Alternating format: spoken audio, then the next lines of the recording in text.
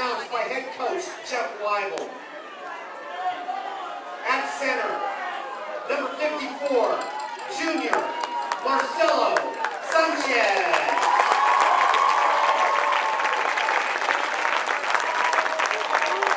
At one guard, number 64, senior Brian Rosenquist.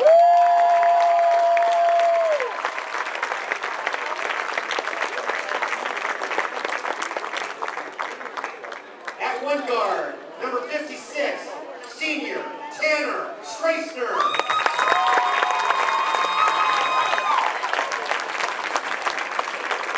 At one tackle, number 65, senior Nick Coletto.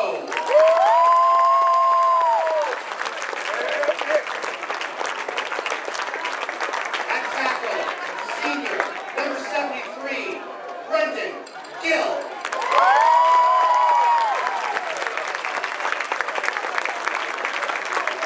Tight end, number 8, junior Cole Millier.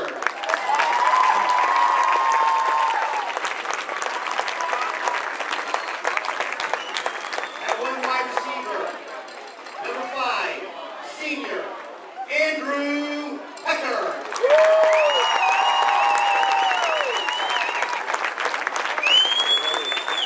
At running back, junior number 21, Sean Crone.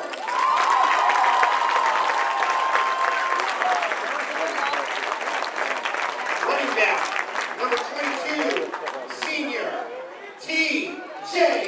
Jensen.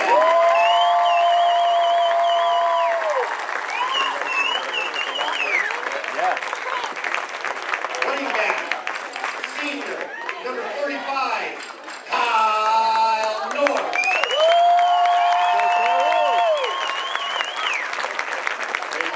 And quarterback, number 12, senior Alex Alby. That's your starting offensive line. Head coach, Jeff Weibel.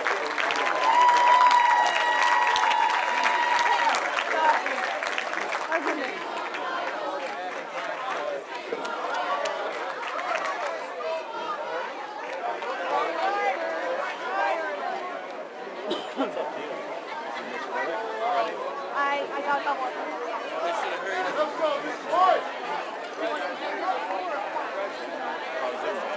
Just get, 10 people, not everyone.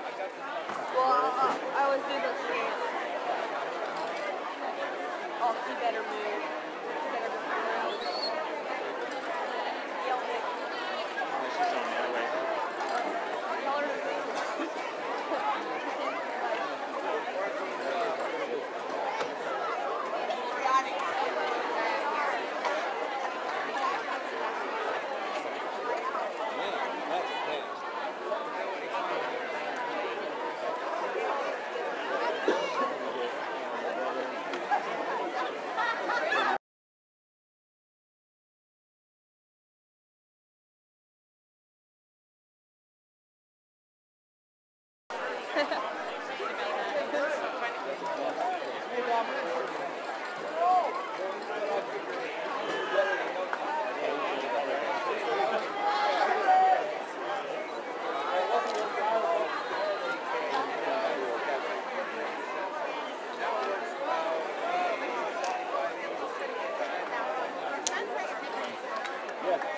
If I really rub that in,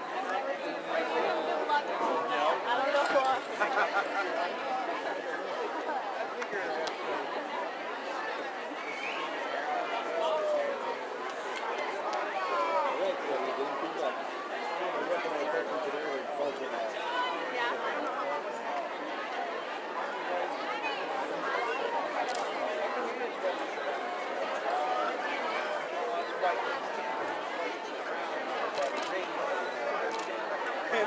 Football fans, this time, if you would please rock your hats. The North Kitsap High Choir to sing the national anthem. Oh, sing, can you see, why the dawns early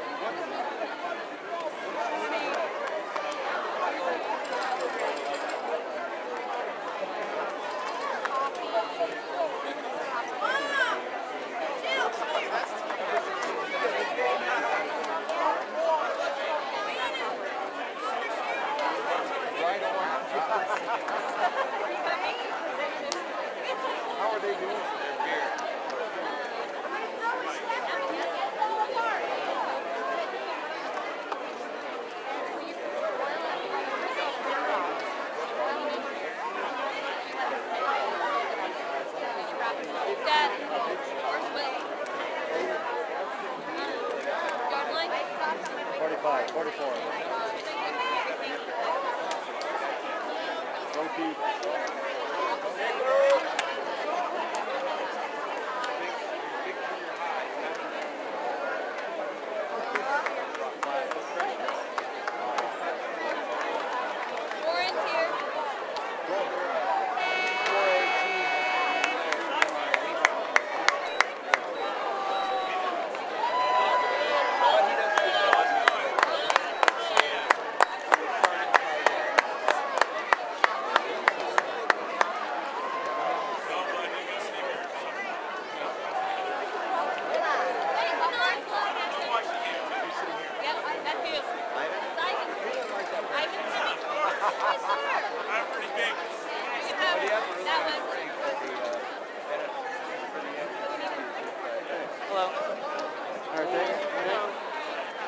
Build anything cool today? No? All right. Me neither. Going out to midfield for the flight toss of the captains. The Sequim Wolves. Number 15, Miguel Morales. Number 23, Ty Jones. Number 75, Brendan Orison. The Vikings. Number 73, Brendan Hill. Number 24, Christian Paul.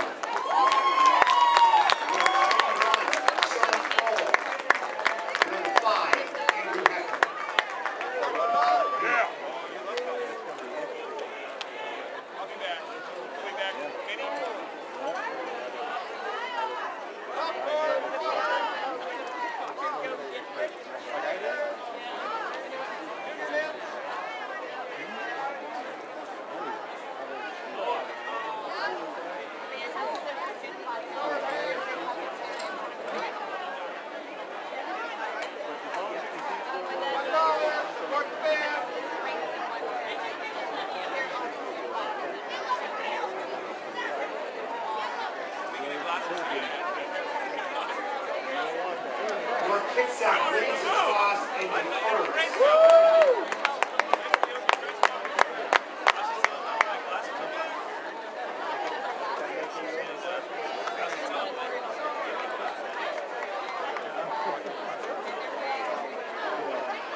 Vikings will kick off the Wolves to start the game.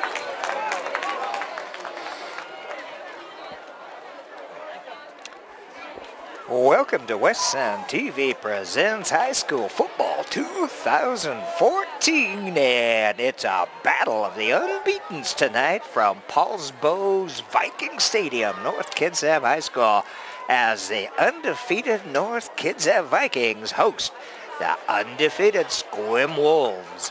I'm the Dr. Doc Parr. Spencer Anderson's on the camera and streaming it live for the kitsapsun.com/GOTW. And happy to have NK alum and Mr. Seahawk himself, Mr. Patrick. Well, used to be Mopar. Now Seahawk Yes, sir. Duncan. Yeah, he said, Doc, this is a big matchup league game here, both undefeated. North Kitsap's been looking pretty impressive so far this year, beating a couple of ranked opponents. They got the home field on their side, homecoming night. So, well, they're currently ranked 8. And actually, after their victory, they were 7 before last weekend. And Coach Jeff Weibel said, that's okay. Might even not be bad if we're out of the top 10. yeah, that doesn't mean anything this point of the season. And Sequim themselves, they've got pretty high-powered offense, some big beef on that line, and look for Miguel Morales, kind of a hybrid quarterback, running back style there. He's going to have a lot of action tonight. Well, North Kitsap in the dark unis with the gold pants and gold helmets, and Sequim in the white and purple, as we have a little conference out there with the men in stripes. And North Kitsap won the toss, deferred the receiving until the second half, which means they will be kicking off to start things out to the Sequim Wolves.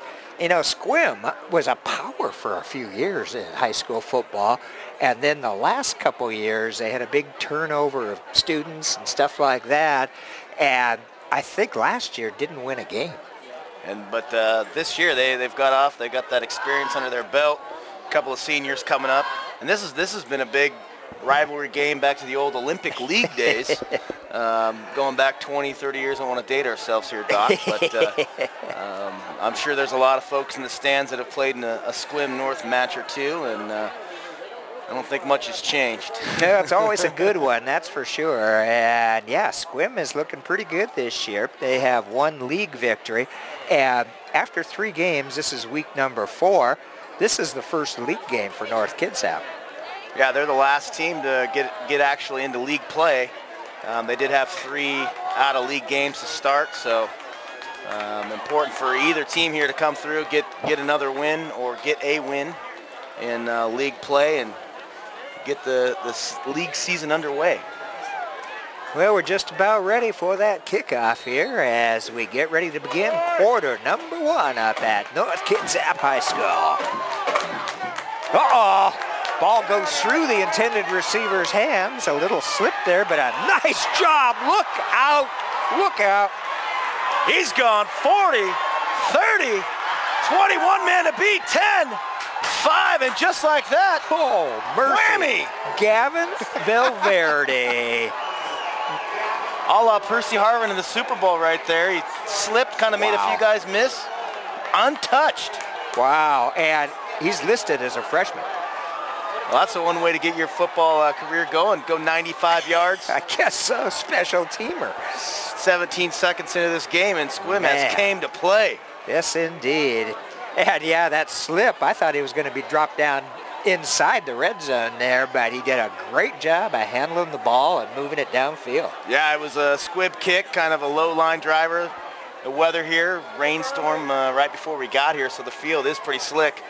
He got control of the ball, slipped, and now Sequim going for the PAT.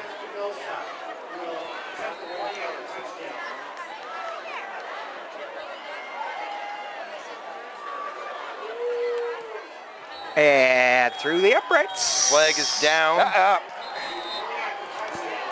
That was Adrian Espinoza, the senior on the kick there. We'll have to see what that flag is. So it might have come from one of the line judges. It did. Oh, false start against Sequim, so they'll have to come back and try it again, 5 yards back. That could be key with the slickness of the field, wetness on the ball, moving it 5 back, having to go again. That's for sure, yeah. You can almost, in fact, down in that end zone, you could see a couple puddles still down there in that north end zone. Yep. Well, Sequim coming back out to try the PAT. They'll move it back 5, and they will try again after the false start. Talking about a 25-yard extra point here.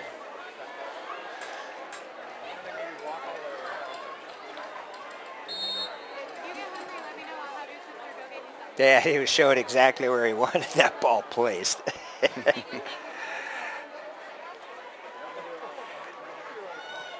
That's a pretty good looker there. Oh, no, off Wide to to the the side, right. just off to the right. It's kind of hard to tell from this angle. He certainly had plenty of height and distance.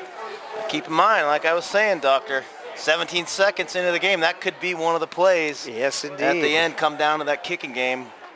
So 6-0 Sequim here at North Kitsap Stadium right away. Well, head coach Eric Weicker for the Sequim Wolves, and of course our North Kitsap Vikings head coach out there, Jeff Weibel. And he's got the whole crew of assistants. North has always had a lot of assistants, even going back to the Parrish and Taylor days. I was going to say, Yeah, they've I always. think Jerry's out there somewhere. Yep, he's probably down there telling him to run that old power trap they used to run. Well, the North Kitsap fans a little bit quieter than they were before that kickoff now with that quick score by Sequim. And yes, so we've got 17 seconds off the clock. This is an interesting lineup here as Espinoza gets ready to kick off. He's going all the way from the right hash. Looks like they're going to try to play a short field here. North Kitsap with the black jerseys and purple numbers. Kind of hard to tell who's deep back there, but Nettleton's back there. Yeah, it is with those kind of inlaid gold on that black. And out of bounds. Yep, and so that'll be a little help for the Vikings as they will get the start out at the 35, I believe. So almost all that momentum they had from that big play, 2 kicking game errors right in a row. Missed the extra point on after the false start. Out of bounds. Vikes will get going from, like you said, the 35. And a false start. For a procedural play again there. Well, the procedure was out of bound kick. There you go. Yep. Yeah. So North Kitsap finally gets a chance to have some offense here. Albee, number 12, the big center quarterback. Quick handoff and maybe a yard on that one. Yeah, that was Kyle North, number 35, 6'2", 187 senior. Well, we'll be calling his name a lot tonight.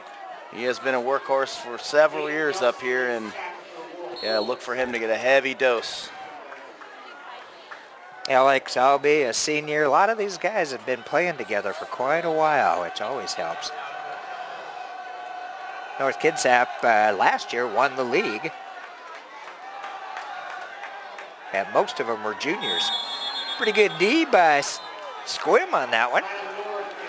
Yeah, it looked like Stephen Rash, number 50, the big senior, led the charge for the Wolves there. He'll give him a couple of yards on that one, but that's going to bring up about 3rd down and 6. Yep. Yeah, Stephen Rash, 6'1", 170. DE, defensive end, so he's pretty fast too. Big 3rd down here on this opening offensive set for the Vikings. Roll out to this near side. Oh, wide open receiver. Beautiful catch. Austin Nettleton, number 16, moved the sticks for the Vikings inside the 30 of the Wolves. Man, he was so wide open, Pat. He was down there waving. Maybe had time for a cup of tea. Yeah, he set up a chair, said, hey, just don't wait on me. The play goes for 34 yards. The Vikings into Wolf territory here with 1st down, and the ball is at the, looks like about the 27-yard line.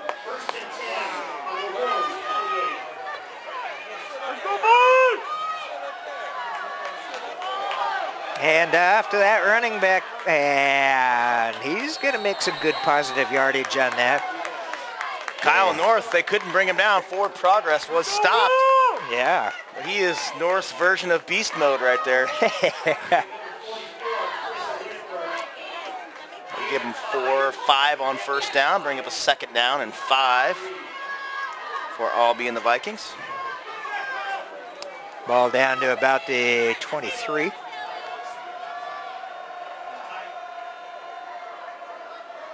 Albee under center. And off again, this time the tailback. That was TJ Jensen, number 22. Cut up inside that right tackle. Picking up a big 1st down for the Vikings. Down to the 5-yard line, 1st and goal to go. That offensive line for the Vikings is doing their job, at least on these first couple of runs. Yeah, the first few runs, Sequim had answers, but now that they've kind of stretched the field out, looks like we're actually back to the 10-yard line.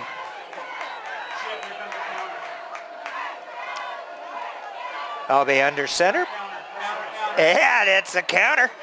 Yeah, that didn't go very far. Yeah, up here in the media booth, we've got the Sequim coaches to our left, and you can hear him calling the play out from up here, and sure enough, they were right. Yep.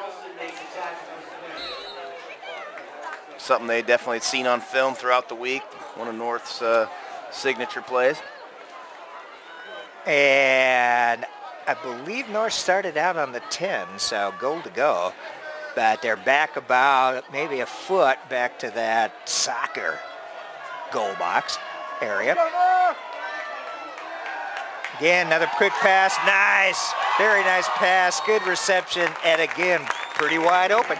Yeah, Andrew Hecker, number 5, just kind of ran 8 yards, found an open space. Albee delivered a great pass, and now we're down to 3rd down and goal from inside the 1. You got to think this is Kyle North territory right here. Yes, indeed. We will see.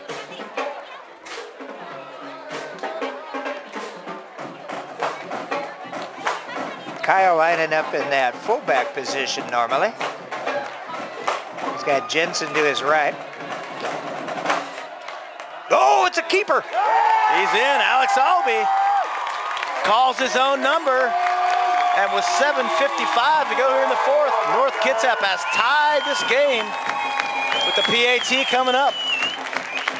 Well, you need to do that after that quick score by Sequim. You need to kind of establish your presence, and North certainly has. All right, North Kitsap with a freshman kicker out here, another one of those Hecker boys. Looks like Ryan Hecker, number 1.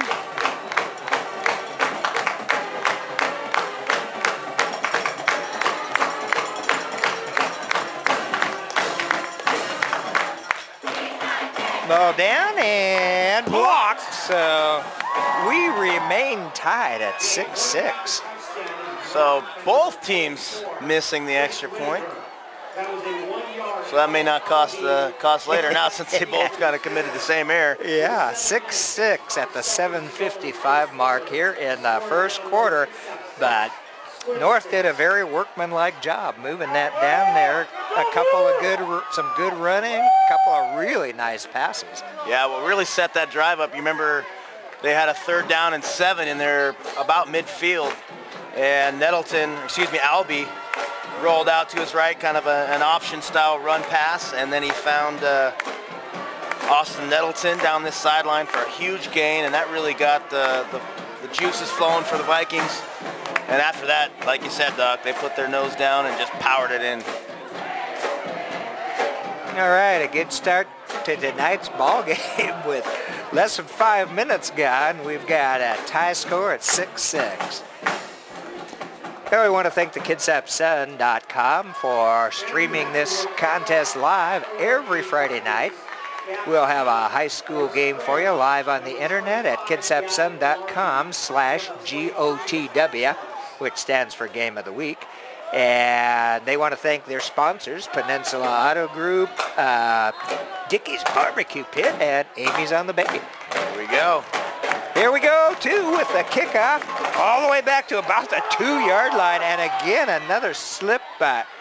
We have a stoppage of play. I think they may have called that a... I don't see a flag. I've never seen that before. He did whistle it dead once he caught it. Oh, he may have tried, maybe, oh, he wouldn't fair catch it. I didn't see any. Oh, okay.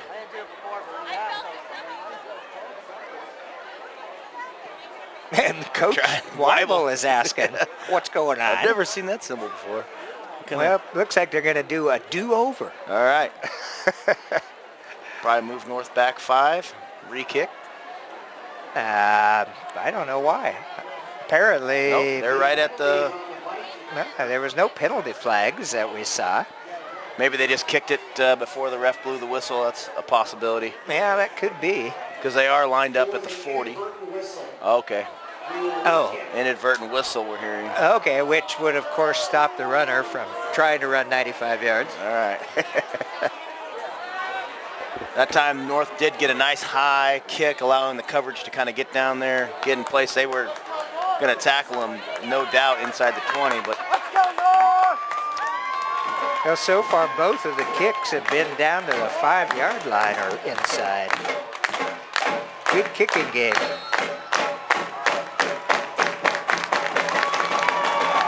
And that one's not quite as high, but goes into the end zone.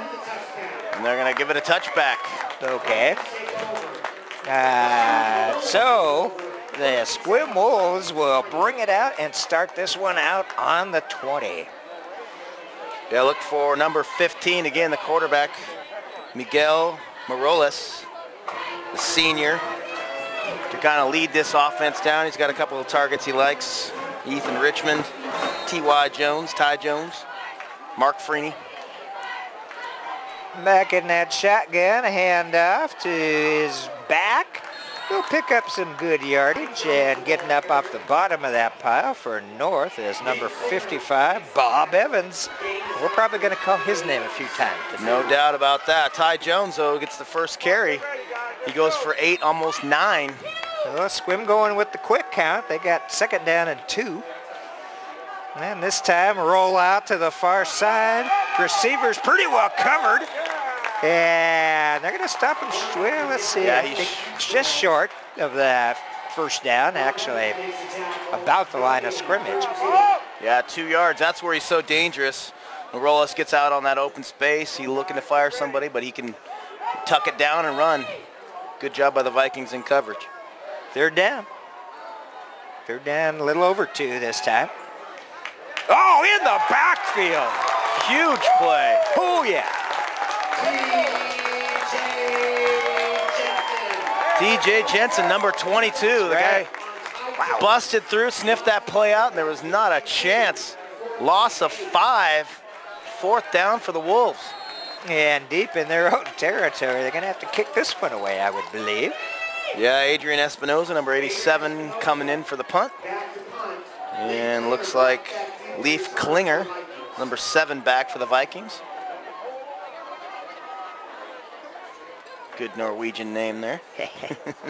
6 minutes and 16 seconds still in the first quarter. That was a little low. Takes a great bounce for Sequim, and it keeps on bouncing inbounds. And Sequim is going to down it at the 21-yard line of the Vikings. But that's one of those kicks. When it starts bouncing like that, you don't want to get near it. Yeah, and a great job there by Leif Klinger to get out of the way. You saw him signaling, hey, dead ball, dead ball. Yep. It did give Sequim about a 25-yard roll, though. Yes, indeed. And if it had gone another 2 yards.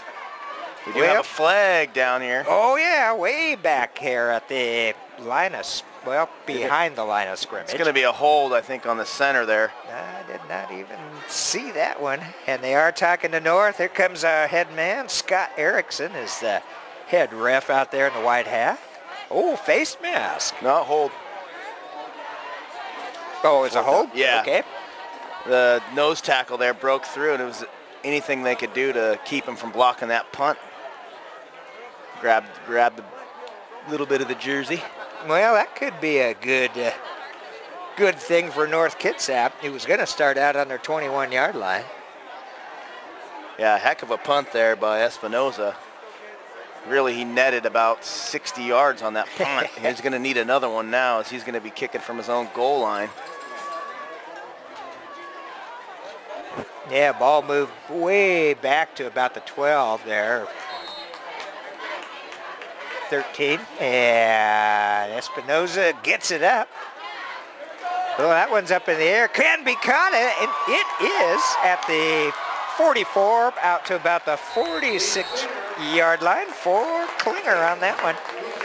So that was a good pickup for North. Yeah, about a 25-yard difference there. Good coverage that time, though, by the Wolves. Looked like Klinger may have had some space here to the near sideline. As soon as he made the move, he was wrapped up. First down for North Kitsap. They've got the ball in their own territory at the 42-yard line, or 47. Man in motion. Albee still has it back there, running around, going for the long ball. Oh, he almost had his receiver on that one. Yeah, it made its way through about 6 Wolf arms.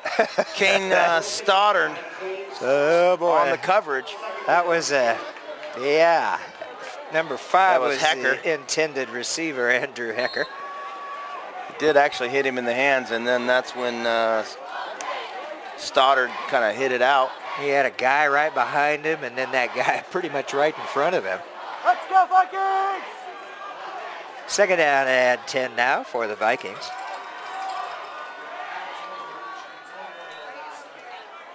This time it's the handoff right up through the middle, and Gonna pick up a good 7 yards on that one. That was TJ Jensen, number 22, on the keep. Setting up a 3rd down and a long 2. Maybe call it 3 here. Gains to the 46. And they are just inside the Wolf territory. Ball is in between the 45, 46 yard line for this 3rd down.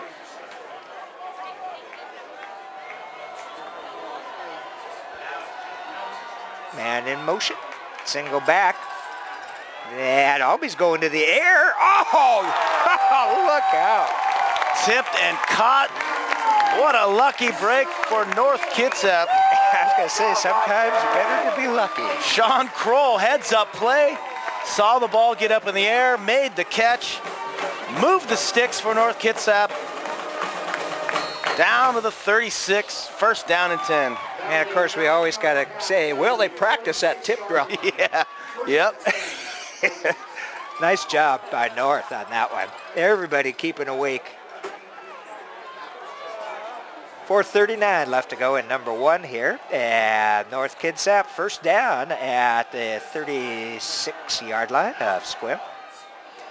Pitch up, pitch back, and coming around the side, broke a tackle, look out. Yeah, that's going to come back.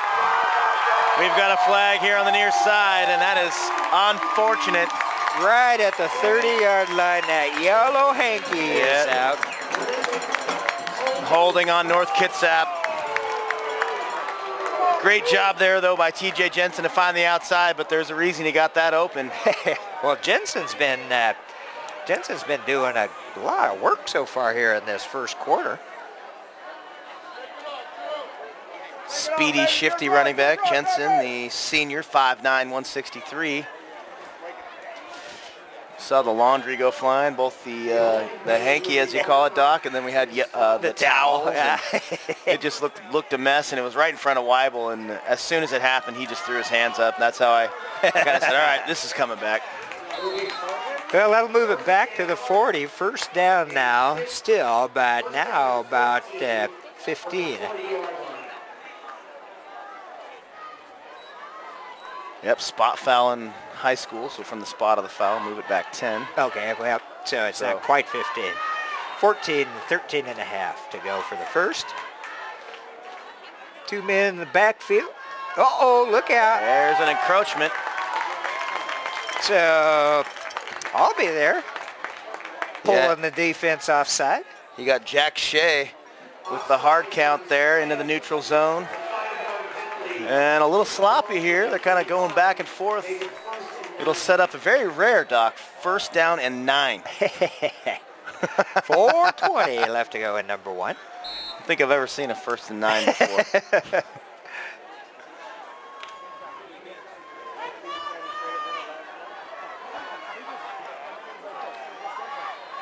Two backs, and I'll be under center. And this time it's the handoff. Oh, North ball is loose, and the Sequim Wolves pick it up. Kyle North was hit. It looked to me like Chris Whitaker in there. Stripped the ball, put it on the grass, and it is Wolves' ball. And that one popped out a good distance. There was nobody around it for a second or two there. And a late flag for some sort of unsportsmanlike after the play. That was one thing Coach Weibel said about the last game was they need to not talk about things. They need to prove their points in play. On the play, yeah. 7, I believe, fouls, personals last week. And you know that was Kyle North and the fumble. You know what he's going to be doing next week at school, right, Doc? He's going to be carrying that football around. Looks like Sequim was penalized. Unsportsmanlike, maybe a taunting after the play, so that's going to move it back. Okay, so it was not North. It was, I believe, well, we'll see. The ball is on the 35-yard line at the moment. Scott Erickson talking to the other guys out there to figure out what was said, what was done. They did talk to Weibel here, though. They sent him looking over, asking if he wants the penalty. Big turnover there by the Wolves defense, though. That's what The old put the hat on the ball move. Man, and that thing squirted right out of there. It sure did. Again, all tied up here, boy. 6-6, and it does. It move was back. against Sequim, and that moves him back big time. First and 10 Wolves.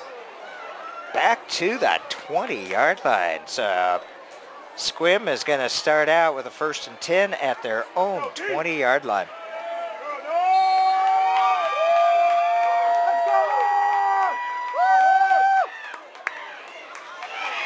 Hand off over to that far side, and again, another good job of defense by the Vikings. Almost that same play, kind of a sweep. Ty Jones going to lose about 4 or 5 yards on that run with TJ Jensen, the man we've been calling all night, Doc, in on the tackle. Second down now for Sequim.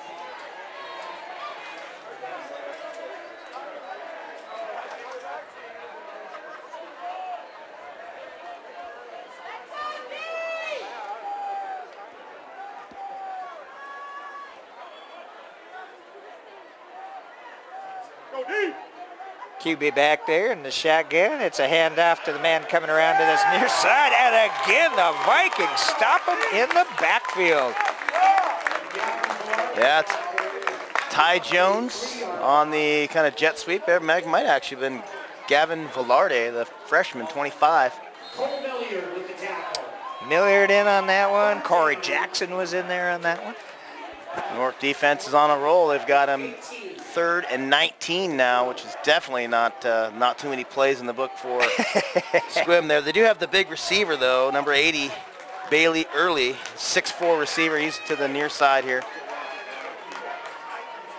Morales back at quarterback.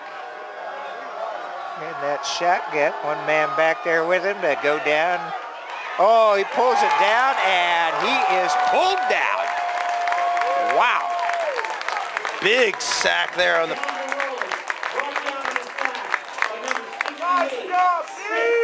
That's Chris Robinson. Yeah. Wow. Kind of a suplex style sack. Once he got him in his arms, he just slammed him down, and no gain on the play.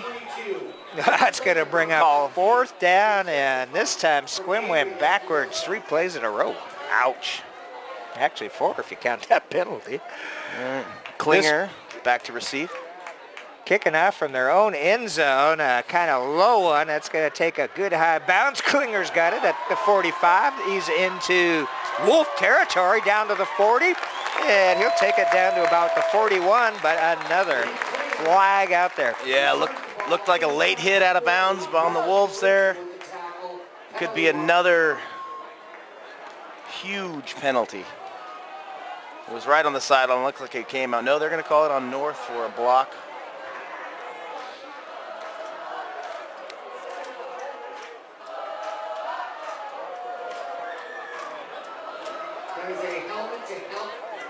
All right, helmet-to-helmet contact on the Vikings. Yeah, that's going to move Sequim into Viking territory. Or actually, it'll Vikings move North back to there you go. North territory at the 47. Field position has been huge in this first quarter, Doc. We got 1:47 to go, and North has been playing almost all drives starting up at midfield, and they've been in Wolf territory for the better part of this quarter.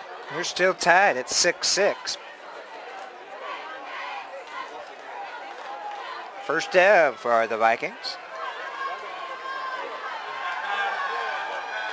And up to the air. Oh, that one right in and out of the hands of Kyle North. Yeah, had a little bit of zip on it, a little bit low. I don't know if North was thinking about the move after, but skipped off his hands, and 2nd down. And he had some green in front of him if he'd got that one. Definitely would have gone for a 1st down. 2nd down now for North. Ball is at their own 48-yard line.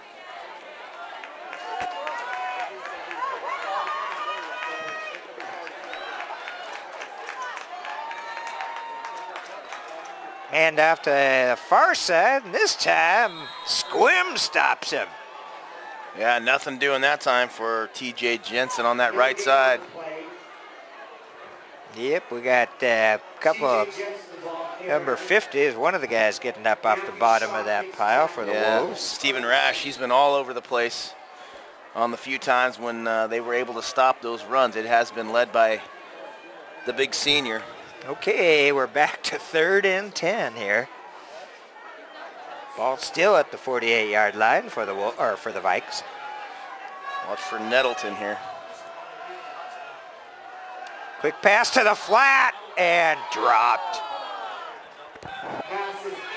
Incomplete, and that looks like it's going to force the Vikings to go back into that kicking formation. Yeah, they tried the little bubble screen here on the near side. Again, ball must be a little slick, unable to bring it in. No, it has stopped raining.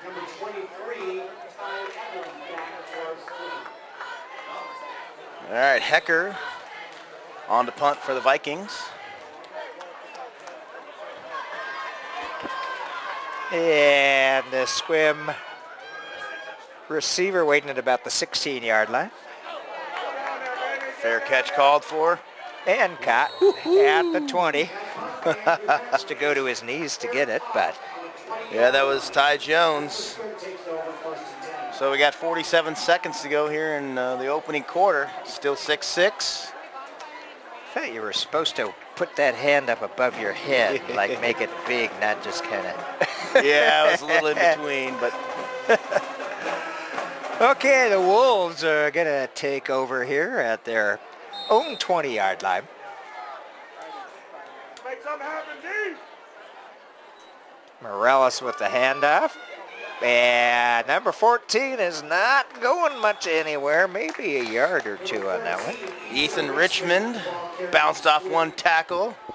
And looks like a host of guys. Chris Robinson. We'll give him, looks like 2 on that. So 2nd down 8 coming up. 3-yard gain, 2nd and 7. Morales. Roll out to this near side. He wants to go up to the air. He's got a man across the middle. Ethan Richmond again, number 14. Pass is complete. And that's going to be a 1st down for the Wolves. Clock stops here as they move the chains. 13 seconds left to go here in the 1st quarter. This will definitely be the last play here. Clock is now rolling.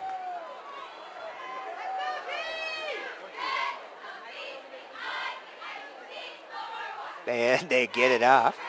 Handoff to 23. He's got some running room as he goes over to that far side. That was Ty Jones. Goes for about 20 to end the 1st quarter.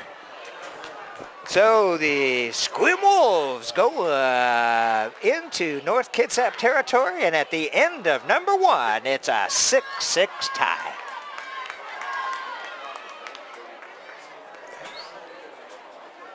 Holding on Sequim.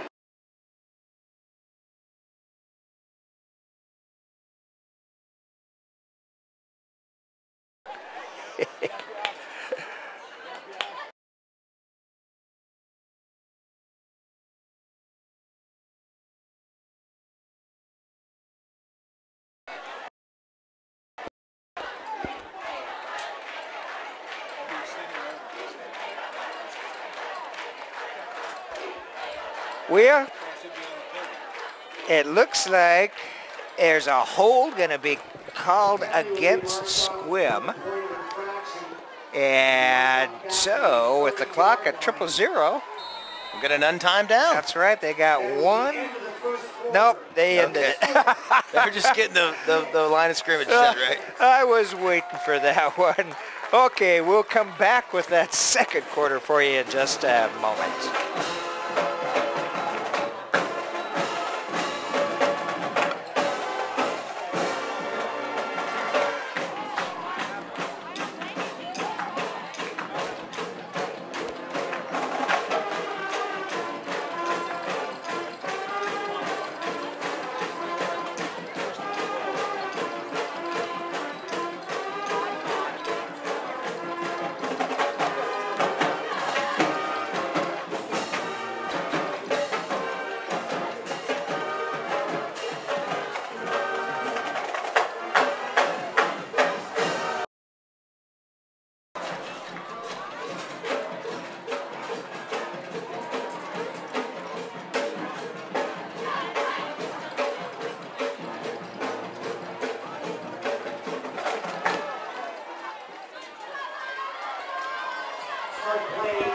Well, here we go with the real second quarter. Getting ready to start here. Yeah, they switch ends. Sequim again in the road whites, North Kitsap in the home black uniforms. 1st and 12. Morales going out to that right side. And keeps a hold of it. Yeah, he's going to lose 2 yards, but that's where he is dangerous. On the run, in space. Couldn't find anybody open downfield. North Kitsap looked like they spied him that time with a linebacker. Loss of a couple on that one for Sequim. The way this thing started out, I thought it was going to be 21-21 by the beginning of number 2. Yeah, it started out with some fireworks, Sequim and North answering back, but now they've kind of settled into the chess match. Both teams have showed some pretty good defense. Yeah, tough against that run inside. And they picked up the flag. There was discussion, looked like possible hold call on the outside there.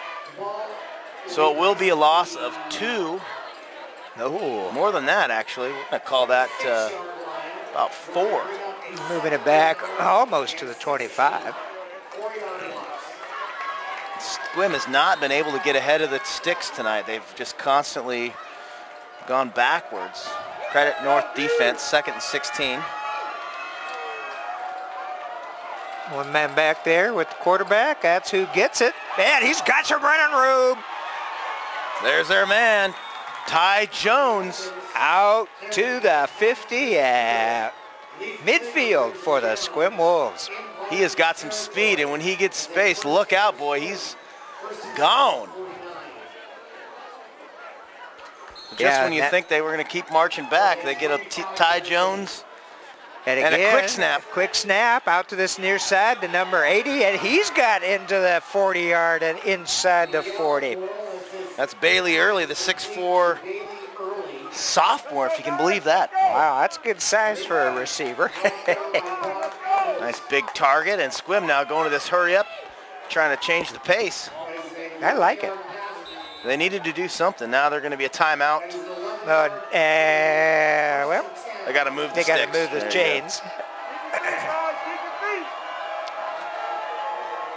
Just underway at quarter number 2 up here at North Kitsap Stadium.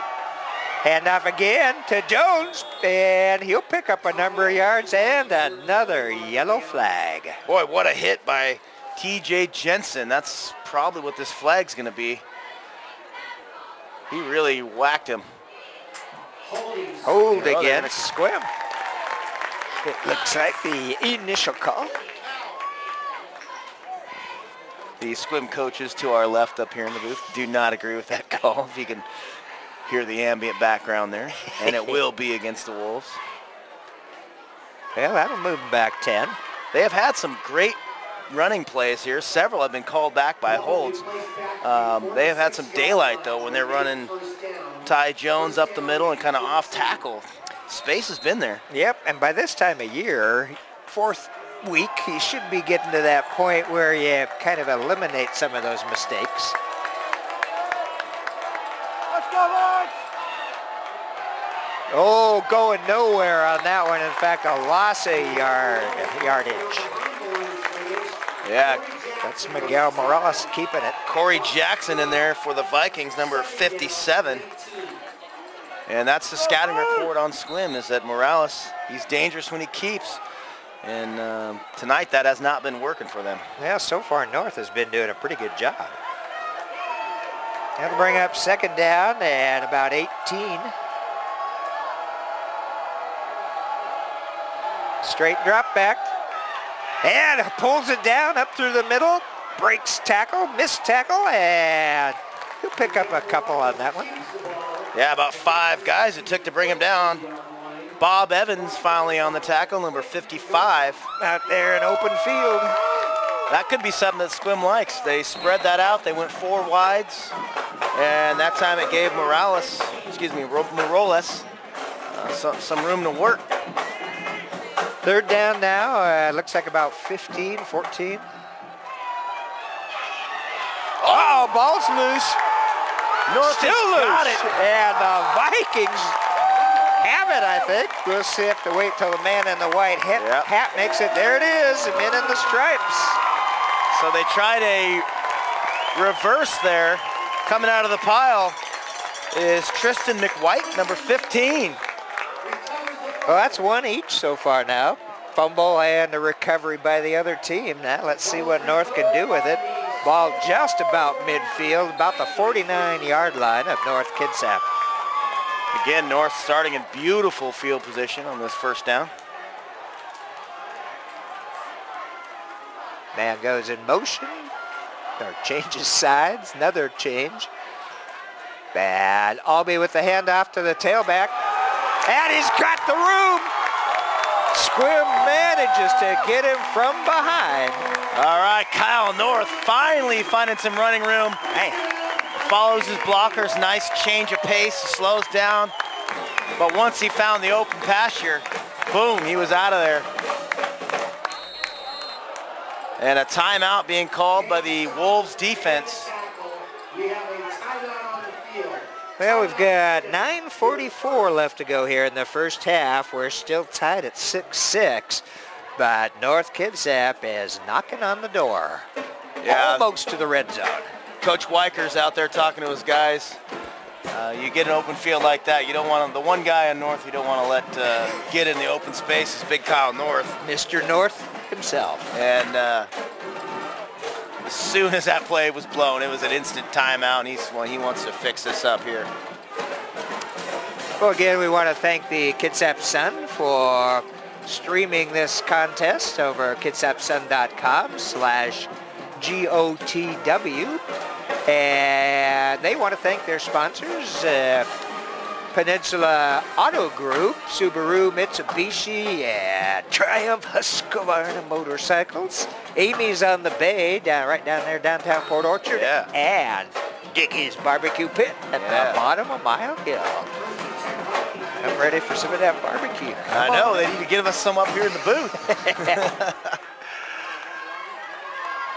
First down for the Vikings. It's a handoff. Ball loose again, but picked up, and look out. TJ Jensen, the ball squirts out. He keeps his wits about him, picks it up on a one-hopper, makes a man miss, and goes for it for an extra 5. That'll be a good one to see in replay. Yeah, let's get the rewind on that one. Ball will be down to the Wolves 5, and it'll be first and goal to go from there. And you got to give TJ a lot of credit. He kept his eye on the ball. It'll be first and goal at the 5. First and goal for the Vikings. There's North. Kyle North is into the end zone for a Viking touchdown. So North Kitsap breaks the tie here at the 9:16 mark in the second quarter, thanks to a big turnover. Yeah, both teams have had a problem hanging onto the ball. North did on that drive as well, but TJ Jensen was able to recover, and one play later, the aptly named Kyle North finds Pater for North. Yeah, North will attempt the PAT here. The freshman Ryan Hecker in. Last PAT was blocked. North is going to take a timeout here to set things up. Get the protection right. Like I said, the last PAT, I mean, Hecker barely got a foot on it before it was surrounded by a couple wolves and blocked. Well, maybe they're thinking about going for the 2 on this one. Possible. They got momentum on their side. That would put him back on the 14 mark. Hecker's still in there. And Alex Albee, the quarterback, is the holder. Vikings not normally sneaky, but you never know with Weibel punching the buttons there.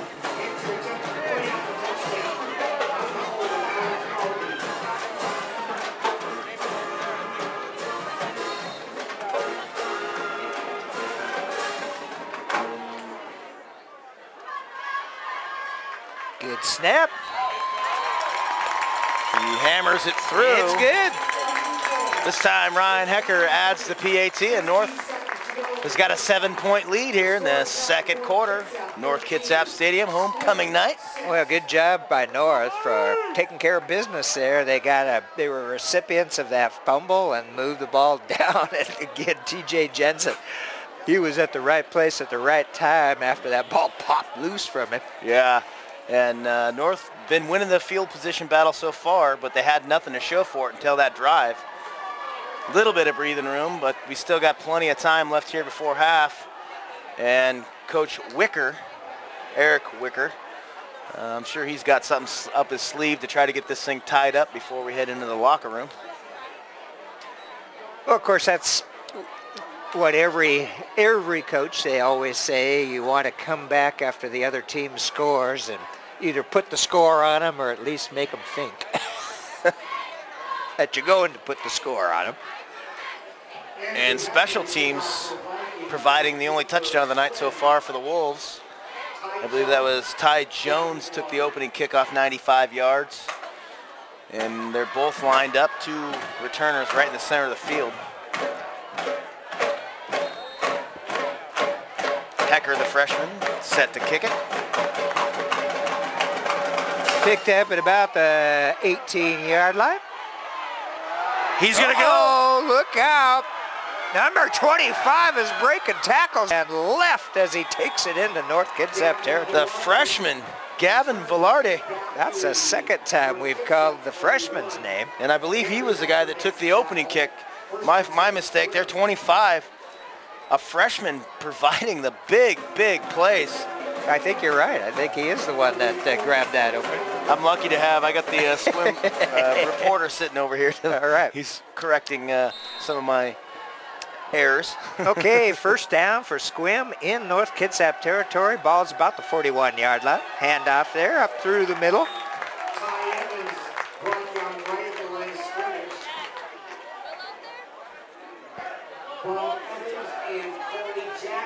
Give it to Ty Jones. Yeah, it looks No like gain. Yeah, no gain right there at the line of scrimmage. 2nd and 10. That's the play that has been working for him tonight, that Jones right up the middle. Fake handoff. Oh, look out. Morales is going to go down. And the first guy there, he's holding his stomach.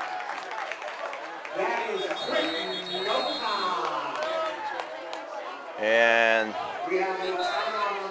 timeout here, Viking down. There was about 4 or 5 Vikings that broke through. That to me looked like a product of watching film all week and knowing what the Wolves like to do and the tendencies. And I think that's number 89 down.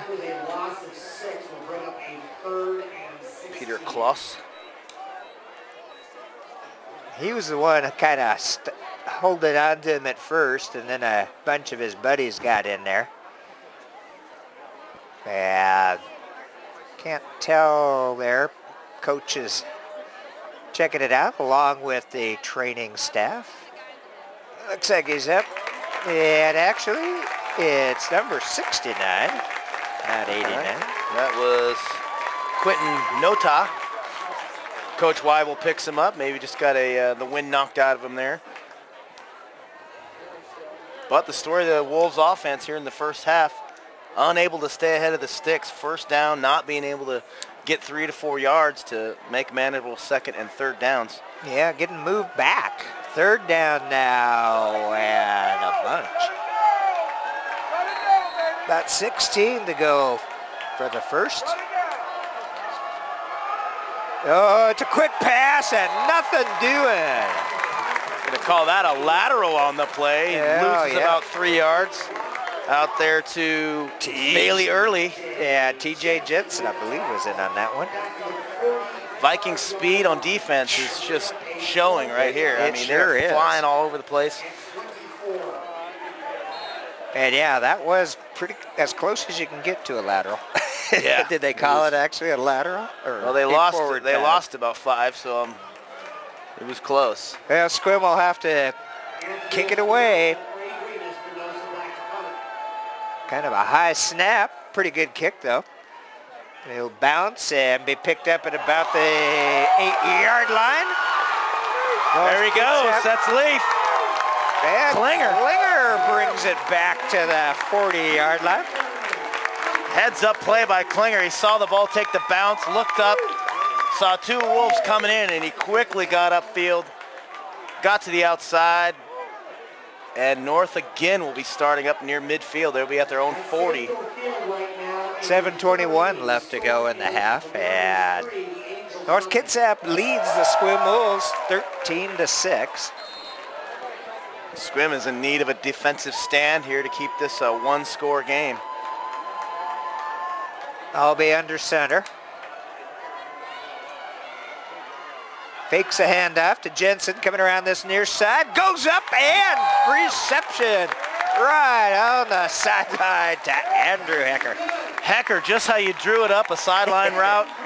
2 feet down. You only need one here in high school, but he got both in pro rule. Yeah, right there on the sideline. Right in front of the photographers down there. That should be a front page of the Kitsap Sun tomorrow. So that'll move North Kitsap into Sequim territory. North Kitsap has had pretty good field position throughout this first half. And on first down, they've been able to get yards to make second and third down manageable. Fake handoff goes to the second man off to his left side. He's got another first down. TJ Jensen, number 22, open space, 12-yard gain.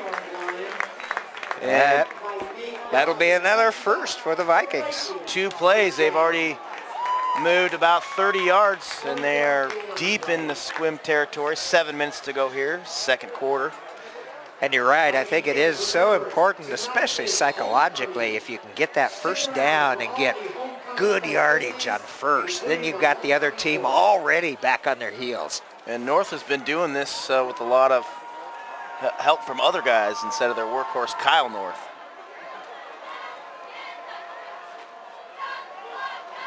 There's the workhorse, North, and it's breaking it over the field. Right through. Let's see if Sequim can stop him. And they do, but inside the 10, down to about the 6 or 7 yard line. Nate Nelson, number 24, on the tackle. Touchdown, saving tackle.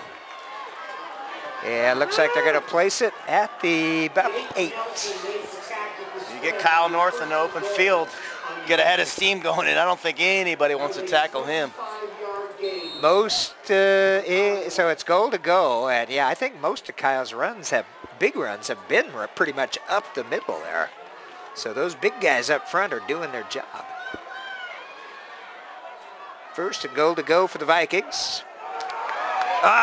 Put the head down and take it across the goal line.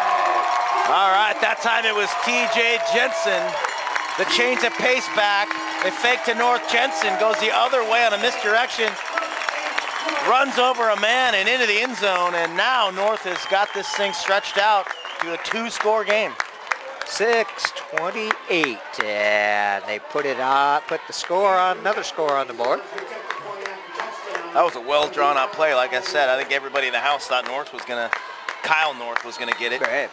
Well, they're doing a pretty good job tonight of working both those guys, Jensen and North.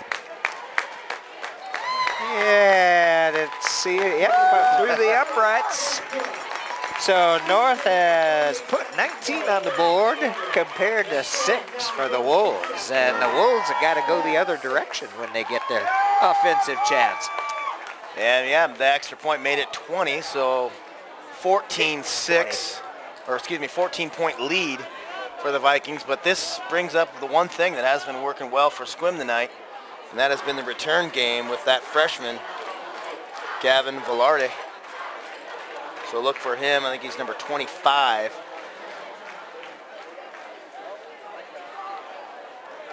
.628 left to go in this first half. And for Coach Weibel here, saying, all right, just don't let 25 get it. But they're lining up. Both him and Ty Jones are lining up right in the middle of the field. So. And then they split just before the kick. Just about the 10-yard line.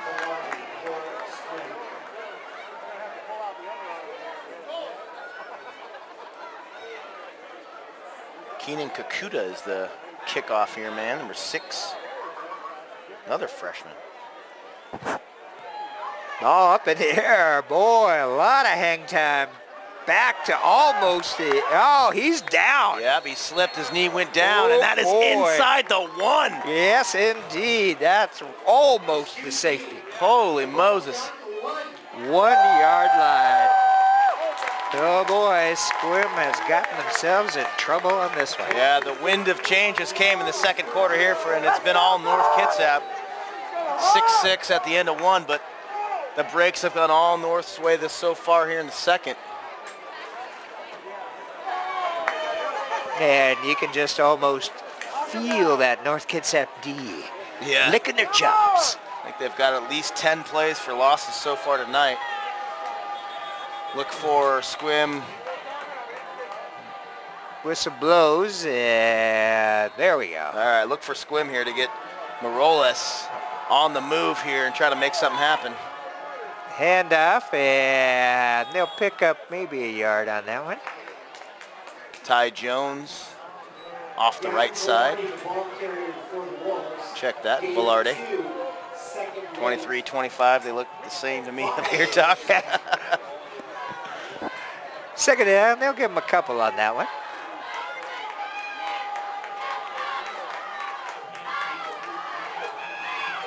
Oh, good hard count there by Morales. And we are going to get an encroachment on the defense.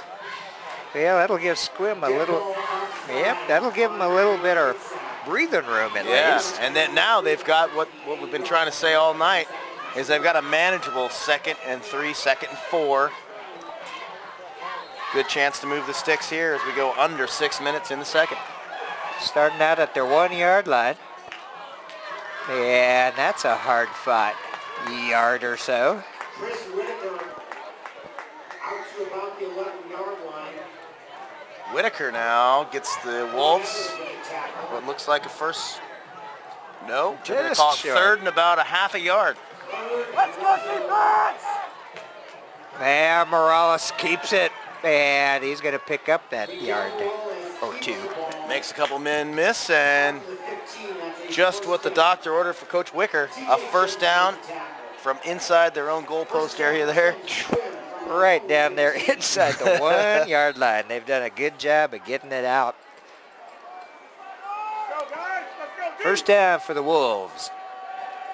Take them up, baby. Take them up. Fake the handoff. Morales keeps it over to that right side, and he'll pick up another yard or 2 on that. Actually, maybe 3. Dangerous play on basically 1 man to meet, or 1 man to miss. The safety was back there. Now here again, they're coming up to about a 2nd down and a couple to go. That's certainly manageable.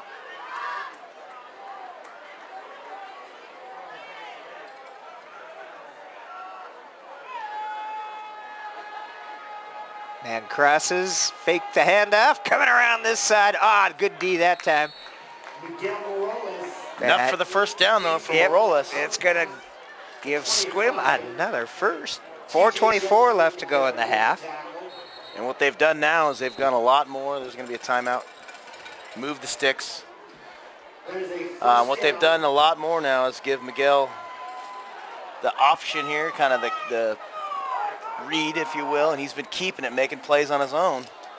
And that's been, so far this season, kind of their bread and butter is to have him make the plays.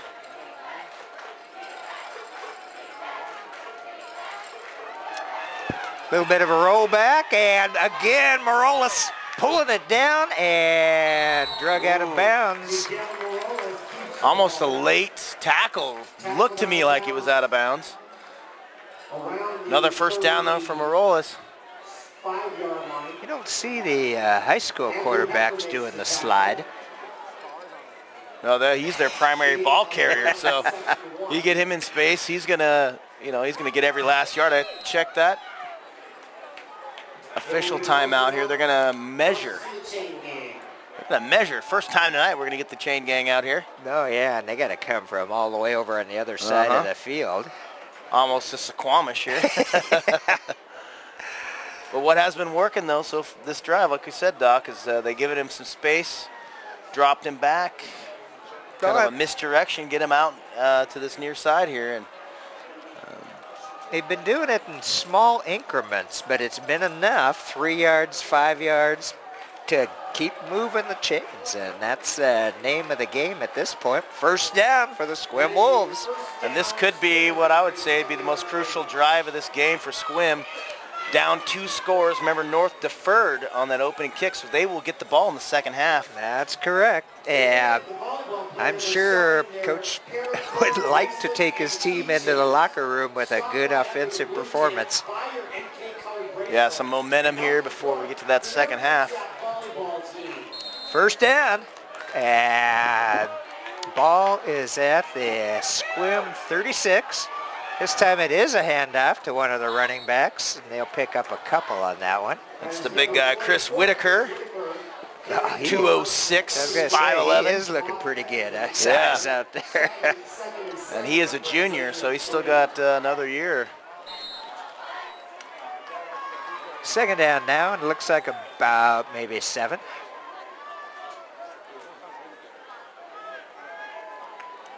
Time at 3:30.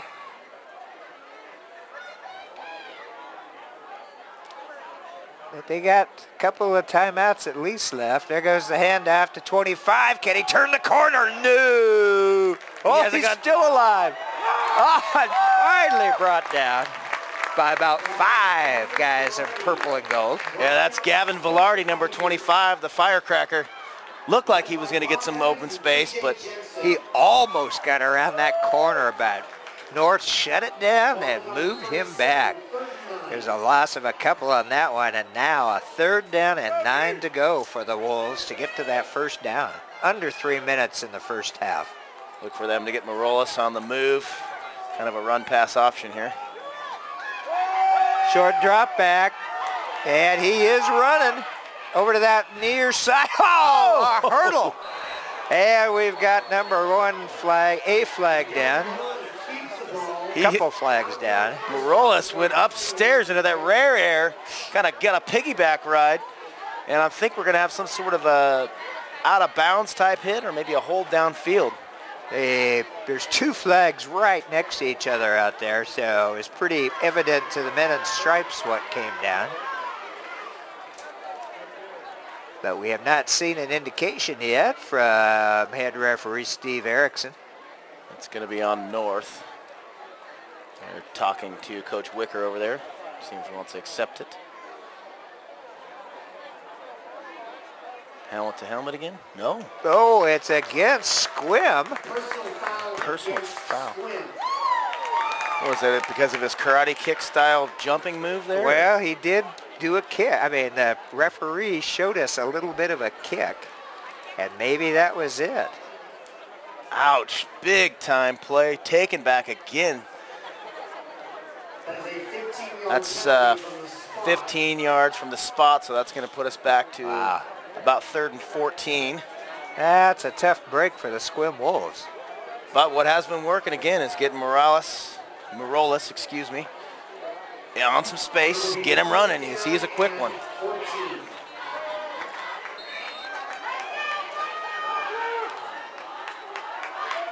Going back, wants to go to the air. Across the middle, but not much positive yardage. To pick up a couple on that, but it'll only move it out to the 35. That'll bring up 4th down and about 11 or 12 to go for that first, 11 maybe, and 2:22 left to go. Yeah, screen pass to Whitaker that time. Looked like they had some business, but a good tackle by the Vikings. And Leaf Klinger is back there, number 7. Espinoza back to kick.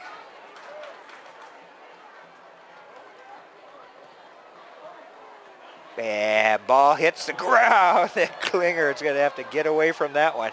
Oh, talk about a Sequim roll.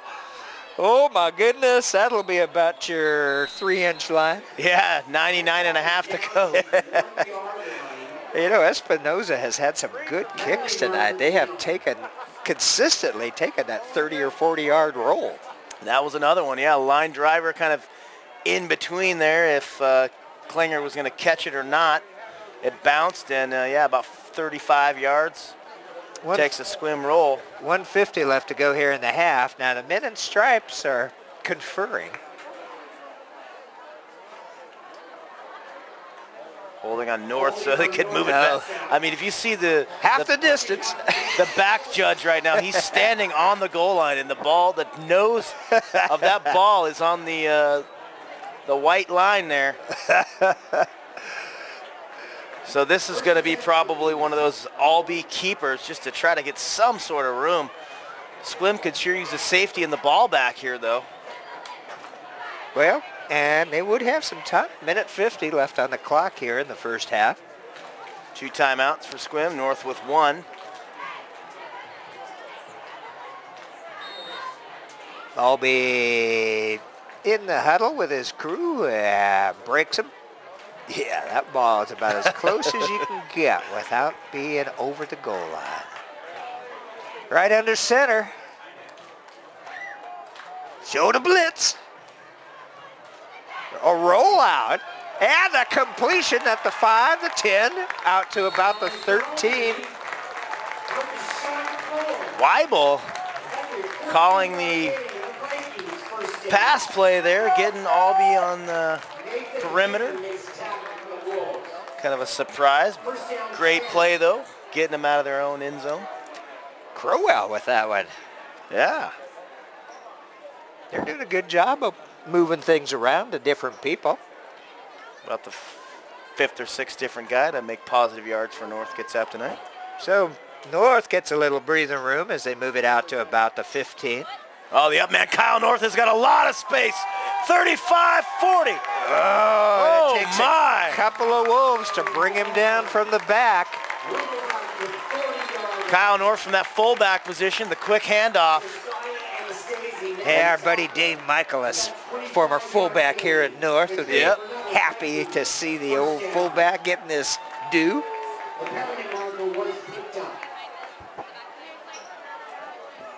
Clock again stopping to move the chains here in high school, so it stops at 1:40 and starts now.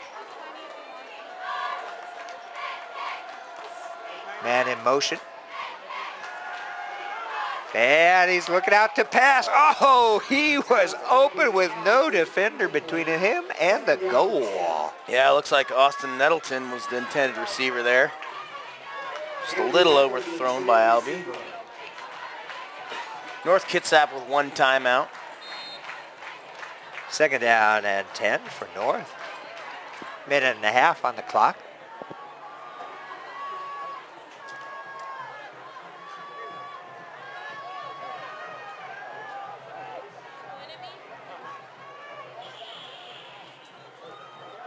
Straight drop back. Albee finds a man across the middle. 45, 50. All for naught, though. He's gone, but this is coming back. There was a hold on the near side. Oh. Jensen taking it down almost to the 20-yard line, but there's the yellow hanky. Yeah, it looked like number 44 or 45. I couldn't quite tell with the penalty right here in front of the North Kitsap coaching staff. Legal man downfield. That was the call. I did not. Referee Erickson giving the tap on the top of the head there. Had to dip in the memory bank. All right, all right, all right. Legal man downfield. Did not see who it might have been, but that's the call. Yeah, it's a danger when you got that screen. Oh, wait a second. Pick it up. It appears that the flag has been picked up. I've never seen that where they come back, they actually announce it, and then, well, wait a minute. Did he report eligible? Is that what the deal was? We saw the, it may be, we saw the initial signal by referee Erickson. Anyway, the Vikings have it on the Wolf 25, and Albee pressured. Intercepted on the near side. Sequim picks off the Nate ball. Nelson? Nope. Wow. 24. That was Ty Jones. That was Nate. I think it was 24 on that one. Okay, it was Nelson. Yep. So with 1 minute and 4 seconds left to go in this first half, Sequim has a last gasp.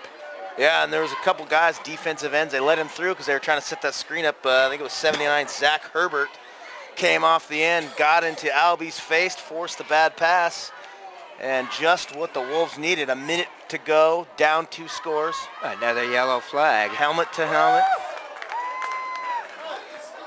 Yeah, Sequim cannot do something good for having something bad happen. Just when they make a big play, another big penalty comes back. Let's see if the refs pick this one up, though. I doubt it. After the interception. First down, so the Sequim will have that. But they moved The ball will be placed at the 12-yard all the way back to about their own 12-yard line.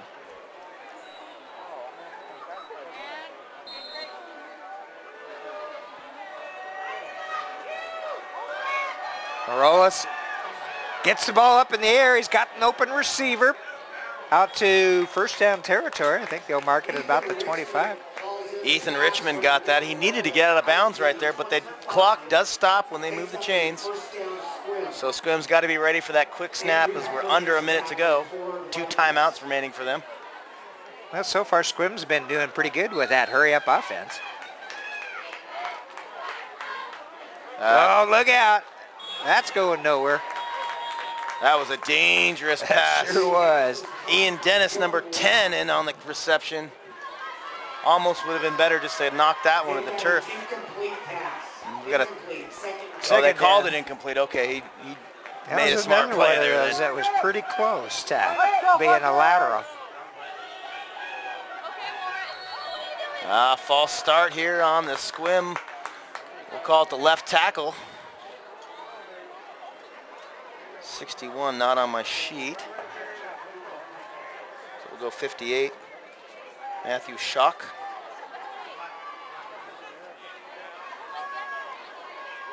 Well, Very sloppy first half here. Yep. Yeah, Coach Wicker's not going to be happy about that. Sequim has had some opportunities, and they keep shooting themselves in their own feet.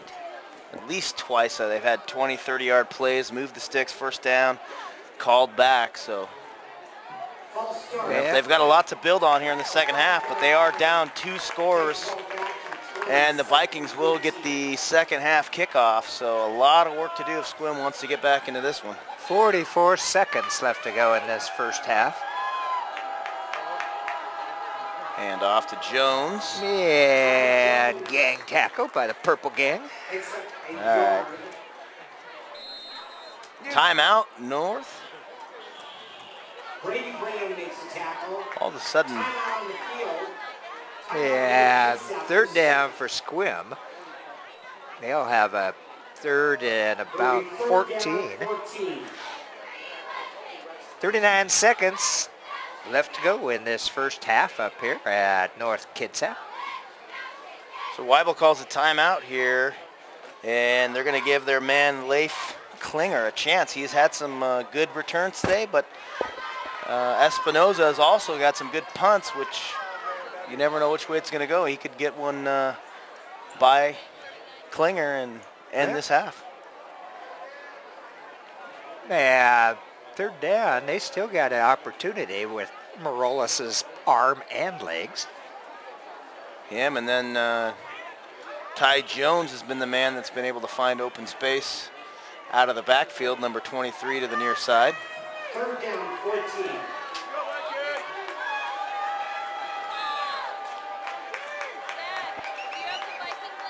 A little low on the snap. It's a double handoff, and once again, it did not work. North was right on top of that one. Yeah, that was they handed off initially to Ty Jones. He handed off to Velarde, trying to catch him with the motion. North will take a timeout with 31 ticks left, and 4th and long coming up. Fourth down for Sequim, once again going the wrong direction, Pat. Yeah, I don't think I remember seeing a first half of football in any level where there's been so many minus plays, but We'll see if Espinoza can put this thing. He's been liking to put it about 10 yards in front of Klinger and bounce it by him. Oh, that one's going to be just about there. Hits on the 45 and bounces all the way over across the field. Goes out of bounds at about the 30, 40-yard line. There's going to put it up with 22 seconds left. So North Kitsap can either take the knee or take a shot. I believe they're out of timeouts. So they're going to have 60 yards here, 22 seconds. Maybe they'll get Albee on the perimeter here and try to get their main man, Nettleton, number 16. Coach is out there talking to him. Oh, Nettleton's not even in. He's on the sideline over here, so gotta go power run.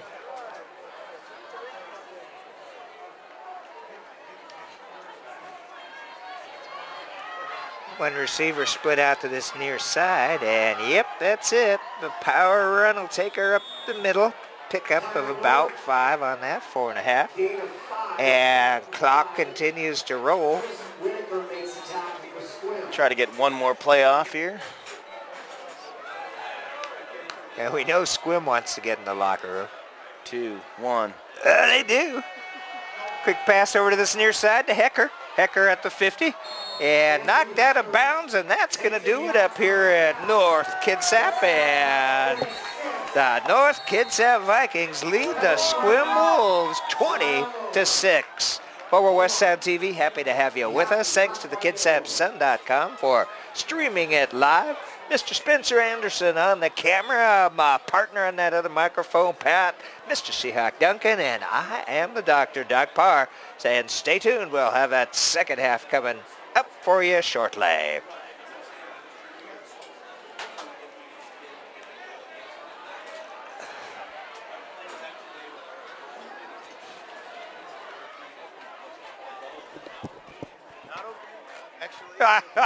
You're right. Another end here. We got a late penalty. This could be on Sequim, which would allow North. Did he decline it? We saw this at the end of the first quarter. Deja vu all over again. Guys in stripes are out there discussing it. The flag is actually on about the 47-yard line of Sequim. And they have got their money's worth. They're earning their money tonight, the officials. I think they sure are. About 60% of the plays, there's been the yellow flag picked up. I think I can count 3 or 4 times they picked it up. Yeah. So. And they're maybe discussing that right now. Line judge from the far side comes in. When it's all said and done, it'll probably be halftime. Watch. Personal foul, North Kitsap. Personal foul, Sequim offset. And that. Oh. Well.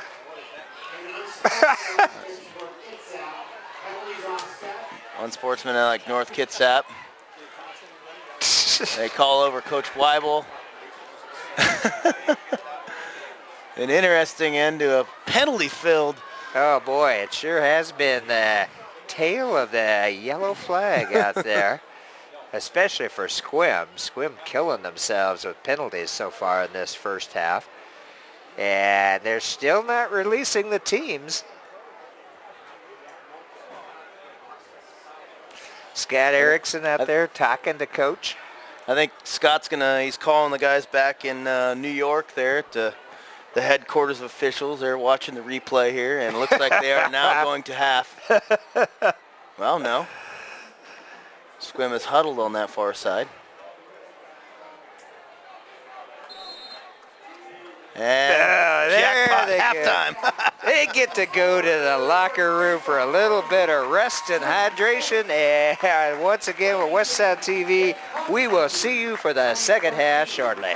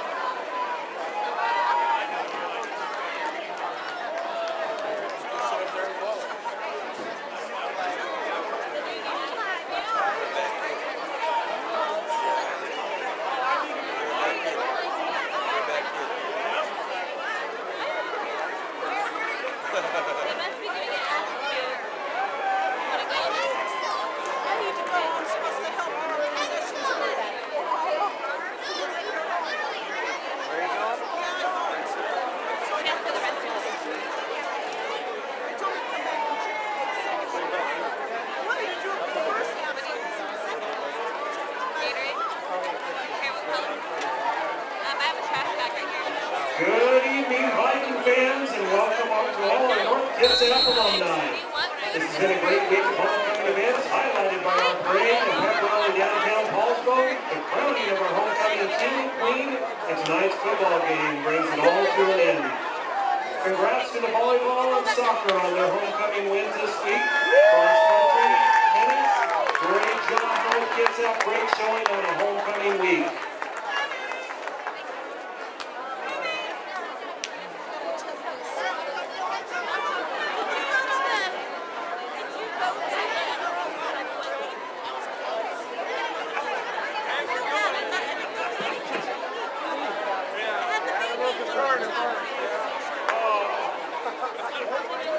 Got it together though.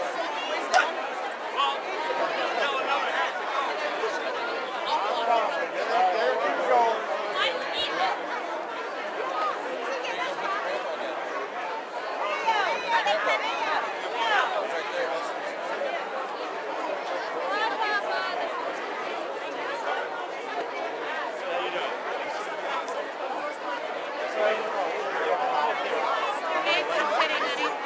Well, Mason's gonna get friendly. What about right next to Tiny? That's where, okay. You sit next to Tiny? Yeah, I know my head's empty. You are. Okay. Then I will. I will put the bag. Put it down there, and I'll move down in a minute. Your mom gets back. How you doing? Did you wait till halftime so you can get him for free? Stunning him for free. I paid. $4. I got the whole bag booked now. I'll be there in a minute.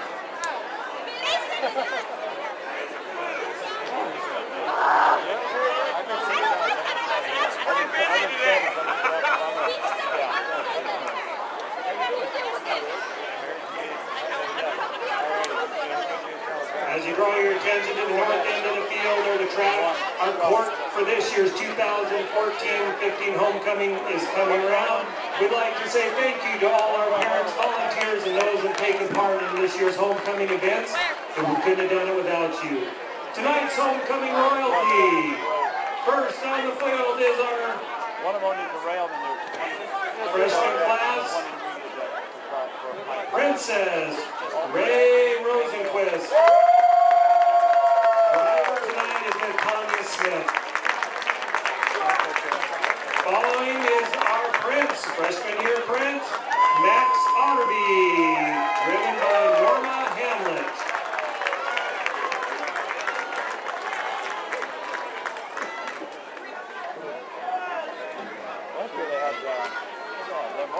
Following our freshman Prince is our sophomore Princess, driven by Dave Mundy, Gabby Williams.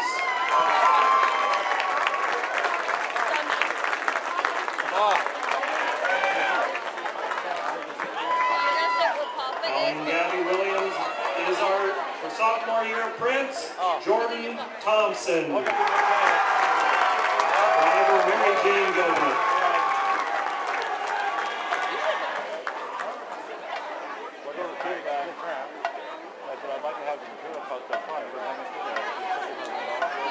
Next is our junior class, Princess Molly Lemon.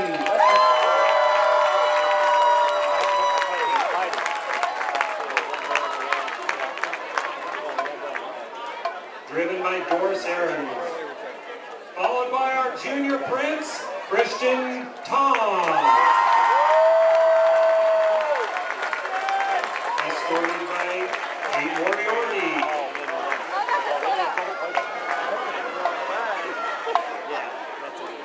Racing up behind the juniors is our senior class, Princess Memphis Crowley.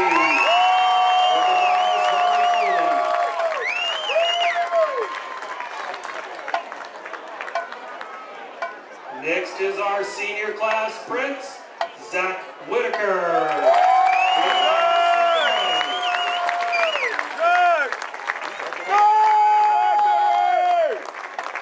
And for your grand finale, this year's homecoming queen, Julia Ratcliffe. Driven by Miss Jennifer Pippin. And her king, Ryan Whitaker.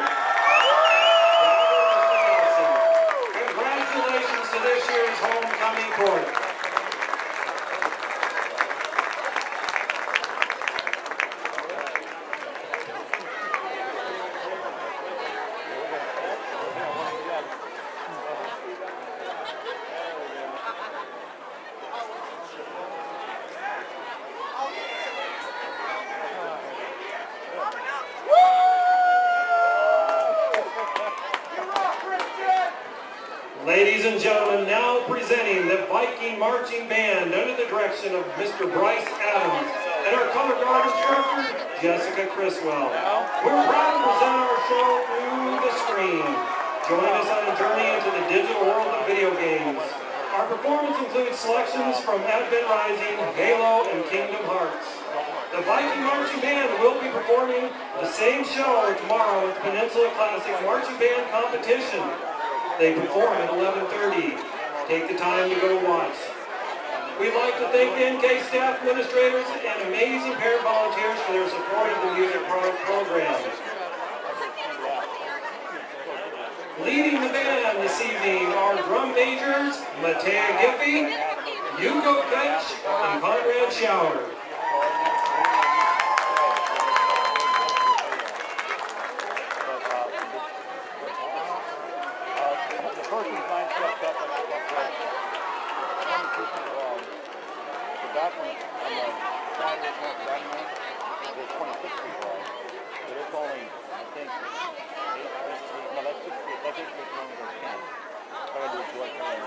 Dad, you're not performing. Round's too wet. You're not doing it.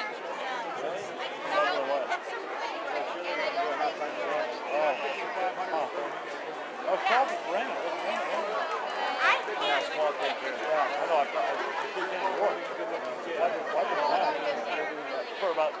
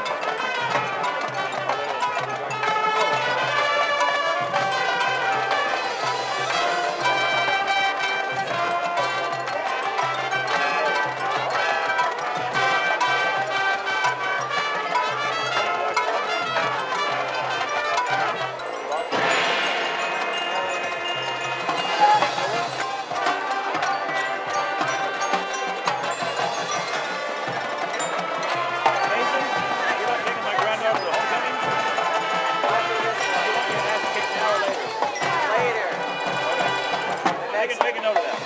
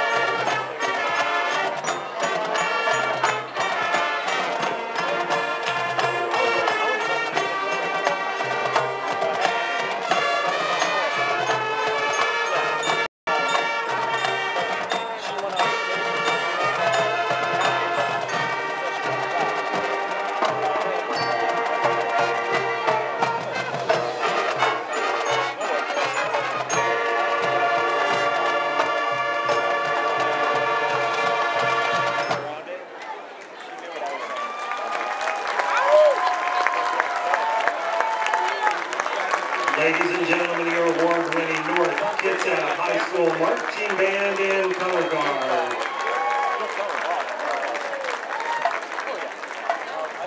At this time, I'd like to please welcome the students of Mr. Mitzloff's Banking and Finance class, where students learn the basics of business while running their own branch of the Kitsap Credit Union.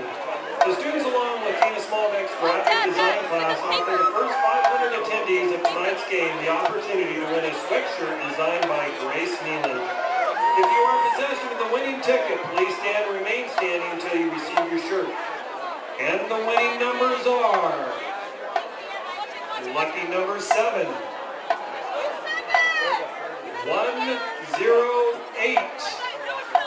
If you have the lucky ticket, why don't you just go down towards the middle of the track there and see if you can get it for the kids.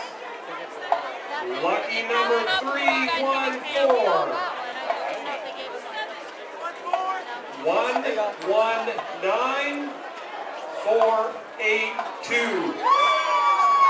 One more time for those lucky numbers. Number 7, 108 314 119 482.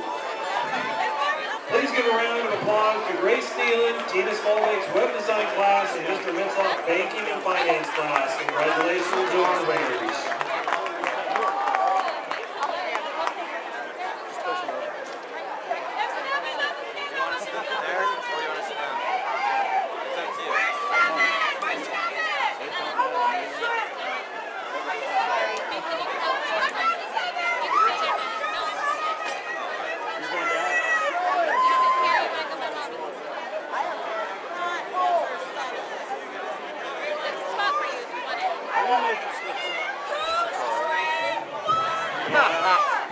There's a couple quick baseball scores.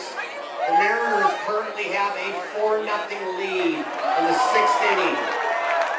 Unfortunately, Oakland beat Texas tonight 6-2.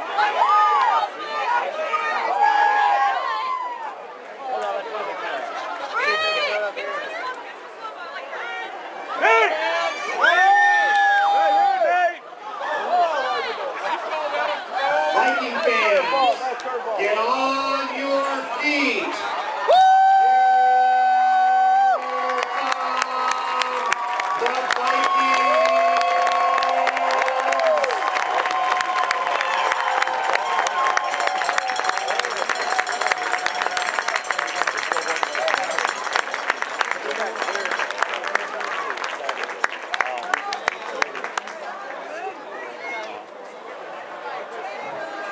Viking fans, keep in mind that the volleyball players are selling their paracord bracelets and keychains.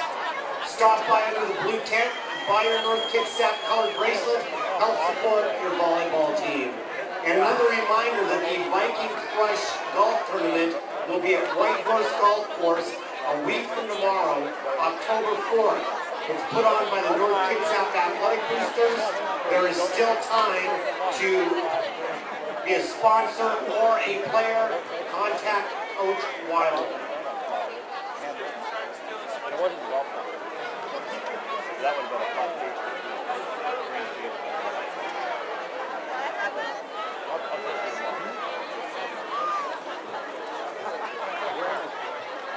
How the hell do I find a park place? I can throw up here.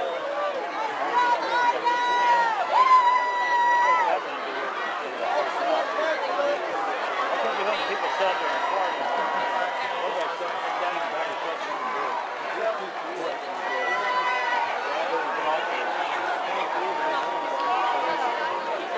How we doing? I like to live in the city. You have a son out here? No. Miles never played. Here's the ball! But Alex excuse me. It's kind of funny to thought of it.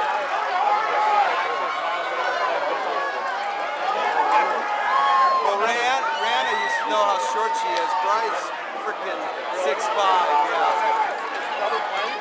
Yeah, 64. Oh, okay, cool.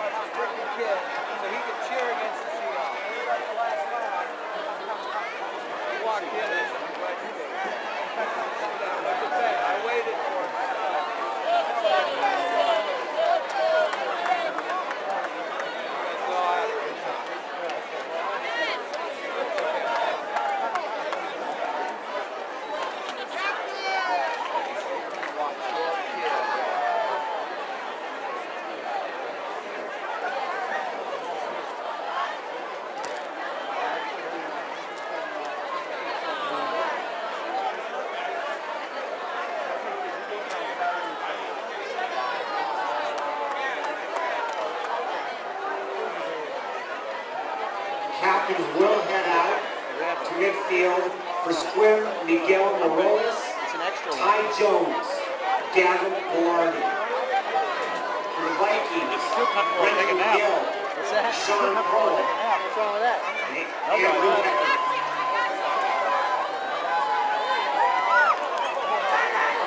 There's my girl! Nicole, up here!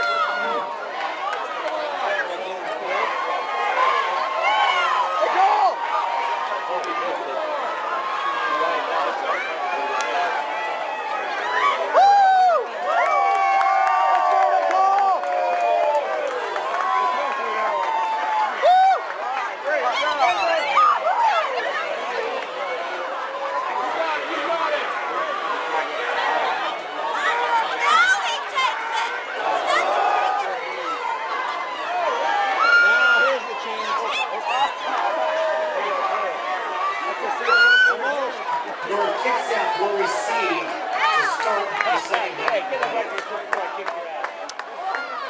Welcome back to the second half here up in Paulsbo at North Kitsap as the North Kitsap Vikings on homecoming night take on the Sequim Wolves, and at the beginning of this second half have a 20-6 lead.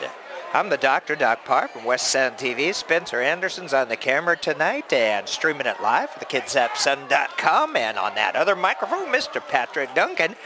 And boy, North looked pretty good that first half, and there were signs from Sequim, but almost every time backed themselves up. Yeah, penalty filled first half there, Doctor, and yeah, North Kitsap looks like they put up 278 yards of offense in that first half. Big rushing effort being led by Kyle North and TJ Jensen. North has gone for 98 and a touch, and Jensen's gone for 57 and a touch. Albee ran one in himself on the quarterback keep. And when Sequim was able to get going, they only had 47 yards of offense. They probably had about 120 yards taken away by penalties. So Coach Eric Wicker can get him to clean that up in the second half. We could have a ball game. And it looks like we're going to start out with the remnants of a penalty from the end of the first half, as Sequim is going to kick it off from the North Kitsap 45, and now they're not even going to tee it up. They're just sitting it flat on the ground. This is interesting. Could be some sort of a screwball kick. Onside, maybe? Onside? Yep, that's it. And out of bounds. And wisely, North Kitsap just lets it go. So second half starts the way it did most of that first half, with North Kitsap starting from the 30. Now that may be, other than that one punt by Morales that had him inside the 1, this may be their worst starting position of the game so far. Well, they'll start on the 35. The ball went out of bounds. They'll move it up to the 35 there. And North Kitsap with the 26 lead and the ball to start out this third quarter.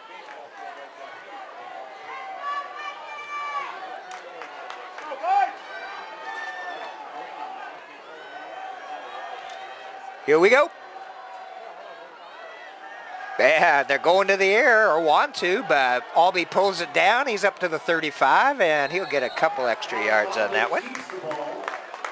And Coach Weibel doing a good job of mixing things up there. I mean, I was sure he was going to just come out, run the ball here, get things rolling. No, play action, get Albee out in space, and try to make something happen. And North Kitsap certainly took advantage of both Kyle North, who we knew was going to rack up some yards, and TJ Jensen. Yeah, both backs going for well over 75 yards and a touch in that first half, so we'll see what they got here in the second half. Second down for North. Albee with the handoff, and they'll pick up 2 on that one. Kyle North making it a manageable 3rd down and 2 here for the Vikings. Ball will be placed at about the 43-yard line of North Kitsap.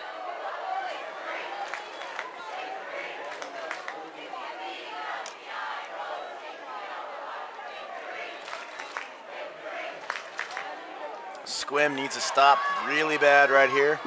Well, they got a little bit of a break there on that opening, kicking it off in North Kitsap territory. 3rd down and 2. Hand off to the back. Uh-oh, look out.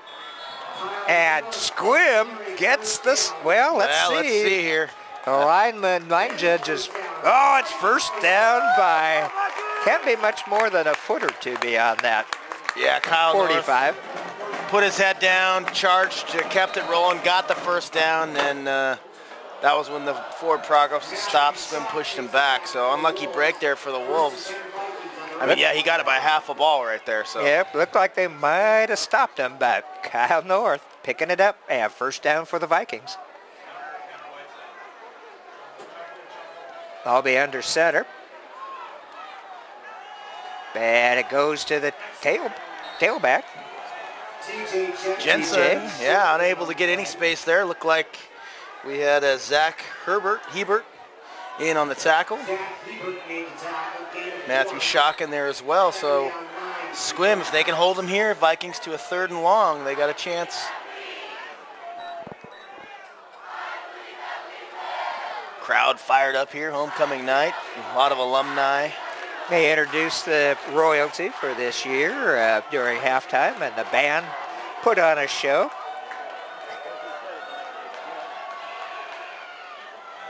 Bad quarterback keeper. Albee goes up to the air. He's got a receiver. And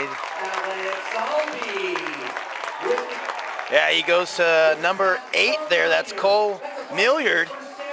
And Albee does a nice job there on the run. Planted his feet, put a laser beam in there, and it's good for a Viking 1st down.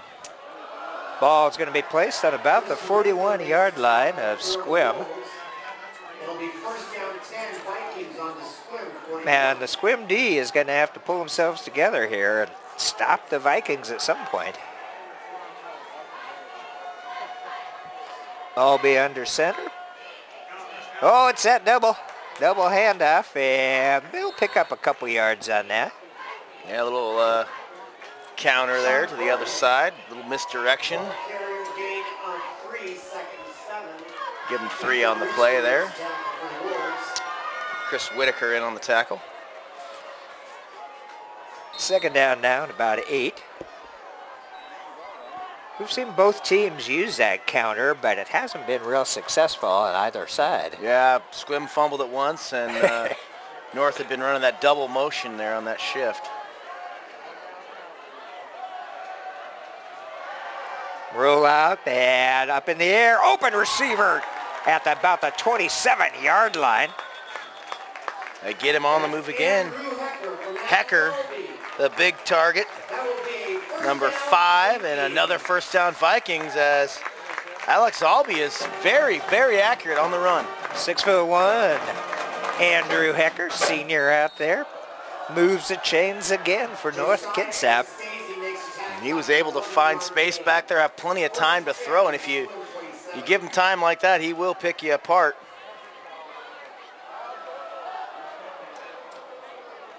First down for North. Uh-oh. Ball is still down. A lot of players moving. Yeah, we had 3 different guys. Take your pick on the false start there. That's going to bring the Vikings back 5. Call the whole left side of the line on that one. Yeah. Albee must have had a good hard count there because it got about everybody. And he did make use of that once or twice in the first half. He picked up a 5-yarder or 2 with that hard count. Yeah, 1st down and 15 now for the Vikings. There's Hecker again. Over to this near side. It's complete at the 30, down to the 25. Run out of bounds. Yeah, he got that 5 yards back, and then looks like maybe 1 more. And if they're going to stay off, that was, looks like Josiah Anastasi on the coverage there. He was off a little ways, and quick pass by Albee, get 5 yards, and it's going to bring up 2nd and about 8 to go.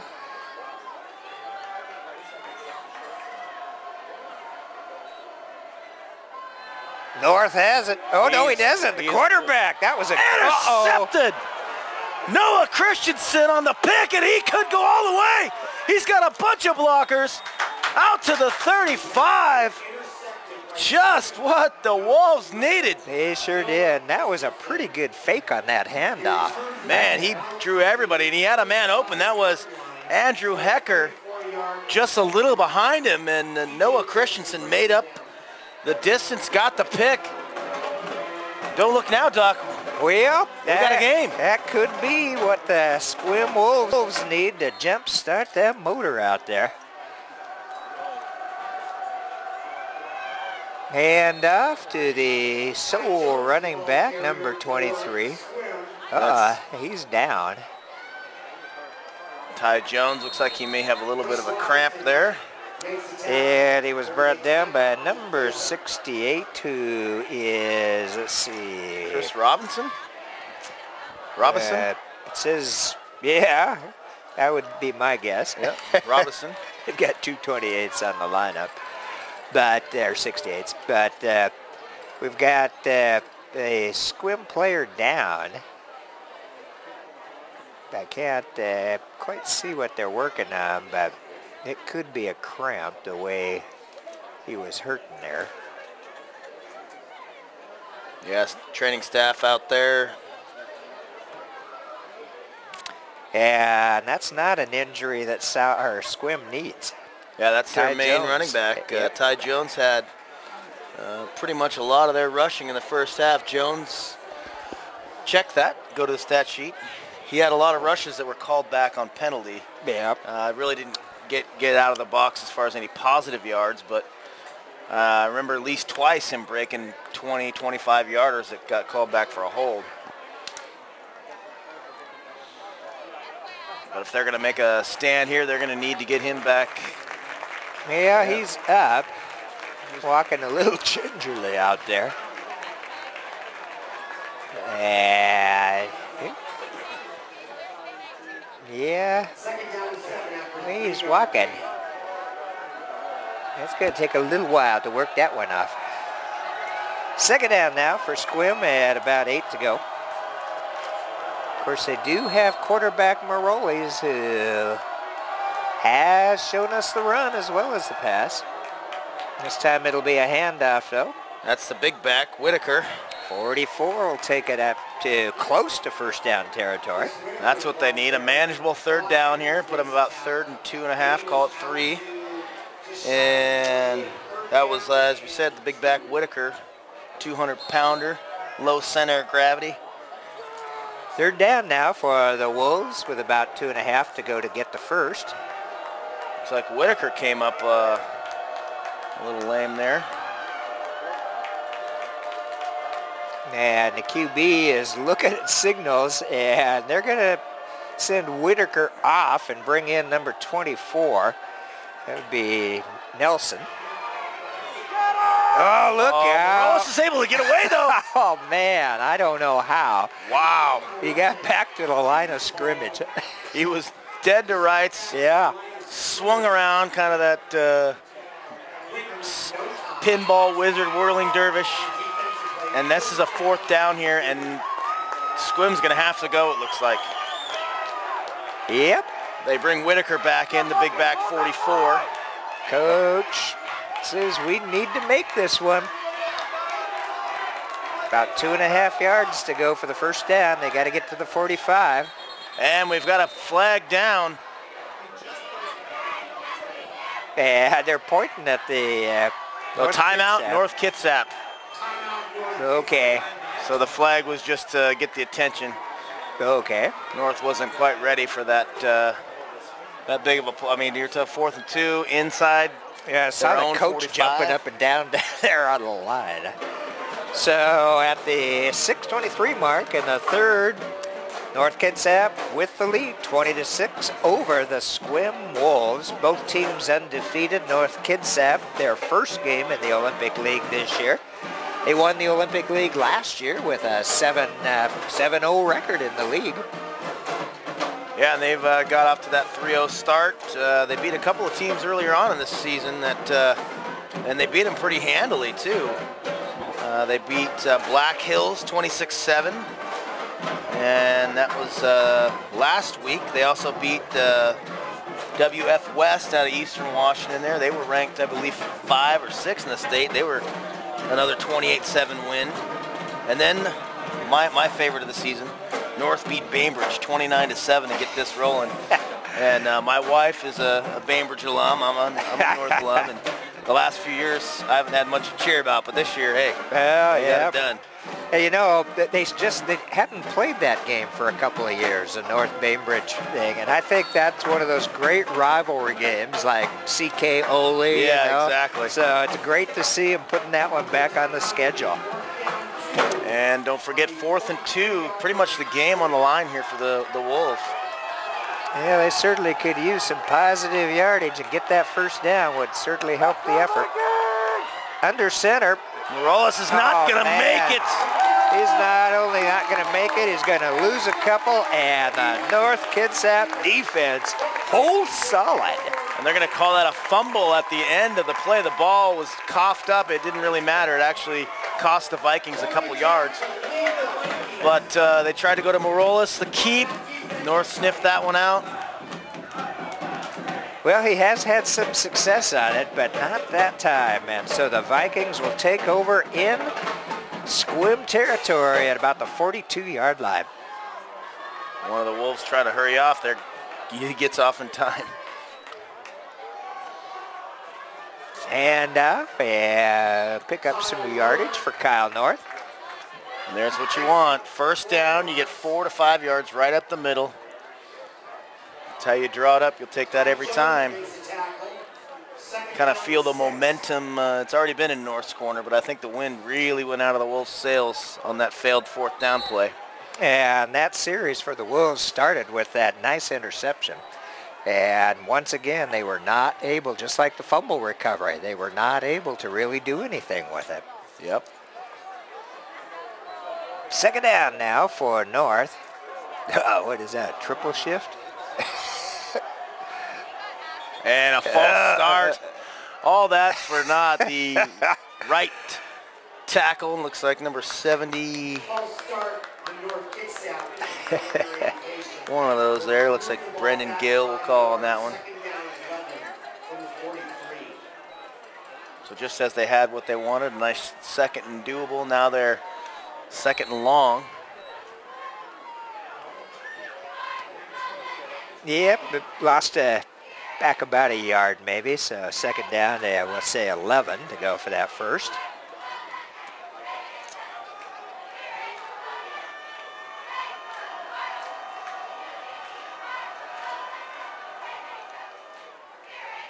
And that goes to 21. Look at that. I don't know if he actually was thinking about passing it. Yeah, it looked like that was Sean Crowell. Probably a smarter idea to tuck it in. And yep. Looked like he was going to be tackled for a loss. Still got positive yards. Got around the corner, picked up a couple. And that'll bring up third down, about 5. As we said, I believe North Kitsap ranked 8th in the state in the 2A schools. Live scores coming in from around the league here. Olympic, the other undefeated team ahead of North, is losing to WF West 19-7. And that is one of the teams North beat, WF West. What's up the middle and crawling for maybe. It's going to be just short of the first down, I think. Another version of that counter they've been running from what would be the quarterback's right to left. And they're going to call that 4th and about a half a yard.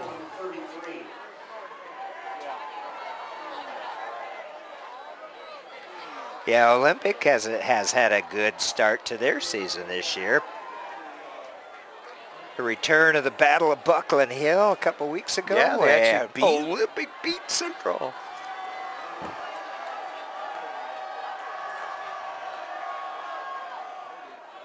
They're going for it, and Hecker with it.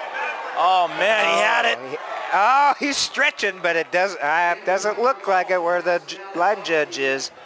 They're saying that Sequim held. A good second effort there by Hecker, but at when he very first caught that, if he would have just put his head down, he would have had it. But Sequim gets another break. North is failing to break this one open. Sequim's got a chance. If they could find the end zone, it'd be a 1-score game. And at that point, it's anybody's ball game. Hecker at 6'1", he tried to stretch that ball to that first down yardage, but didn't quite make it. Morales, handoff, and out to about the 35, maybe 36. And Jones back in the game. That's good to see for the Sequim Wolves. There's this hurry-up offense that they had some success with early. Oh, back to the same guy, and this time he's only going to pick up about a half a yard. Yeah, it looked like Brady Brand, number 52, in on the play.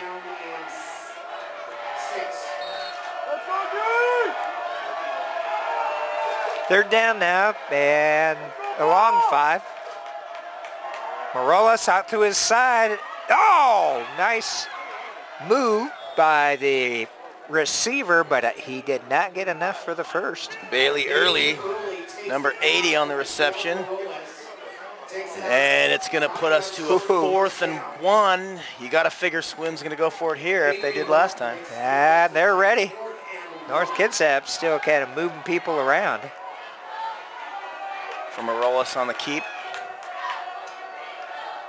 One man in the backfield with Miguel.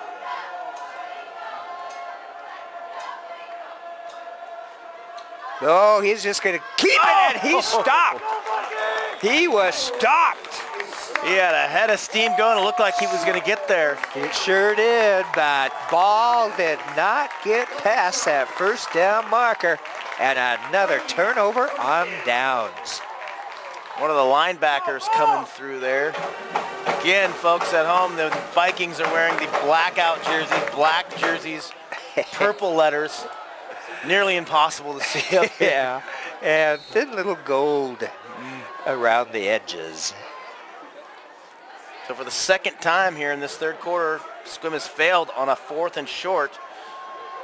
Yeah, Sequim has had chances.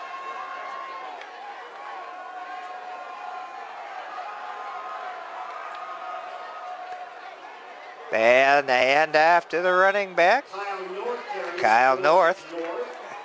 North has been using that double shift a lot, and they go to that weak side run, which would be the smaller side of the line once they run the shift. And that time it worked pretty well for about 4. Second down for North.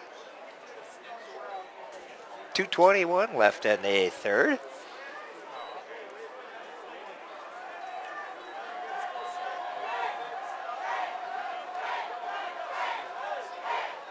Albee fakes a handoff, go into the air. Got his receiver at about the 34, 35, and all the way down inside the red zone. Kyle North coming out of the backfield. North has also done that quite a bit today when they have a big side of the field. They like to roll out Albee and find the wide open space. They have used that one, and it looks like there is a penalty marker down. We'll have to see which way this one's going. It's right near the line of scrimmage on the far side. Looks like it's against Sequim. Yep. Another sportsmanlike penalty. And that's going to be brutal because that takes the ball from the 15. We'll go half the distance to the goal to about the 7. And so North Kitsap will get the first down with goal-to-goal ball at the Wolf 7-yard line.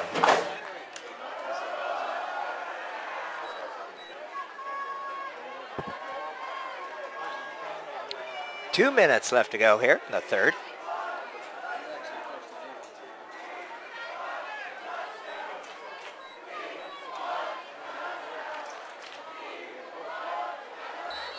Fans are packed in from North. They're all the way around the field on both sides. Stands are full. Oh, look out. That one's almost too easy, Pat. Yeah, the misdirection there.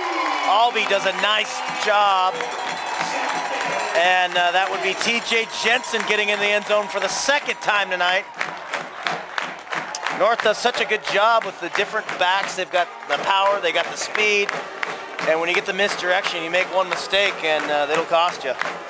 And it costs Sequim 6 and maybe 7.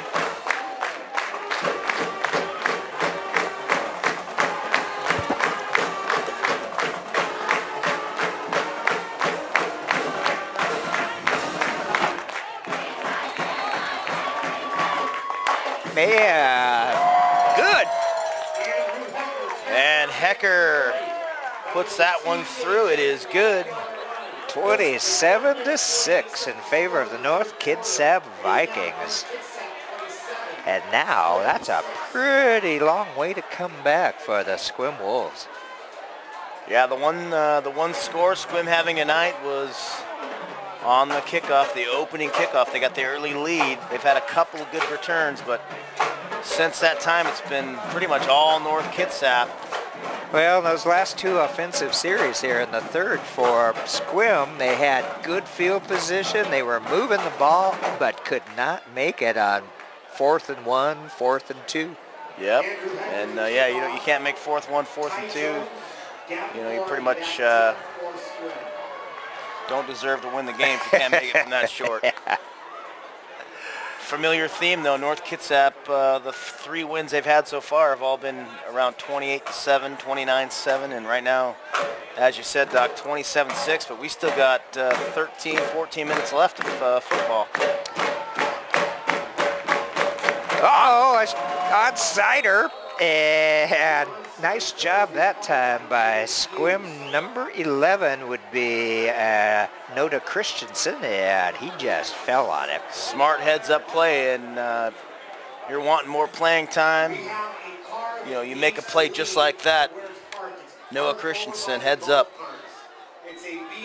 Looks like we might have the fog bowl. Yeah, we got a little bit of mist possibly rolling in, a little Norwegian fog on the fjord up here.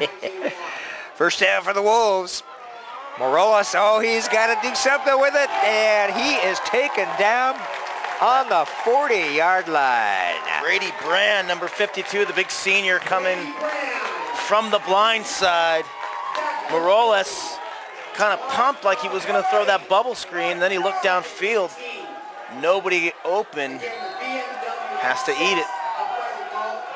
Yeah, we've called Brady's name a couple times tonight. He's done a nice job on the D.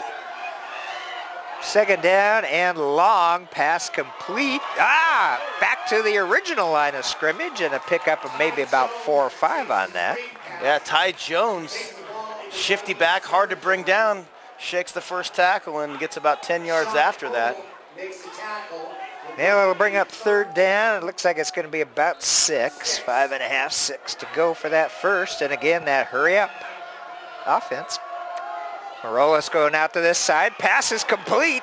And number 10 was trying to make it, but we got that yellow flag out there again. Number 10 is Ian Dennis. Yeah, it happens a lot when you throw those little quick screens, quick plays. It's essential for the blockers to get out in front. Sometimes they cheat a little bit, grab a hold, and the refs have not missed many tonight. Nope. And head man out there in the white hat, Scott Erickson.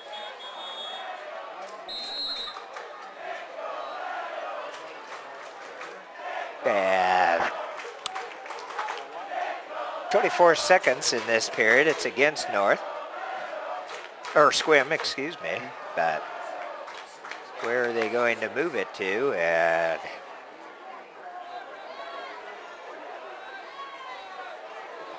I think they want to put 10 seconds back on the clock. No, they actually put 30. So back up to 55. Okay. He gives a thumbs up there. Scott Erickson is... And once again, the penalties are killing Sequim. Third down, a long ways to go. Oh, the hard count there by Morales almost got 2 Vikings off. Brand, one of them. Checking his armband to see which play. And Morales trying, but he is down. Of course, in this level of ball, once your knee hits, that's it, whether you get touched or not by the defense.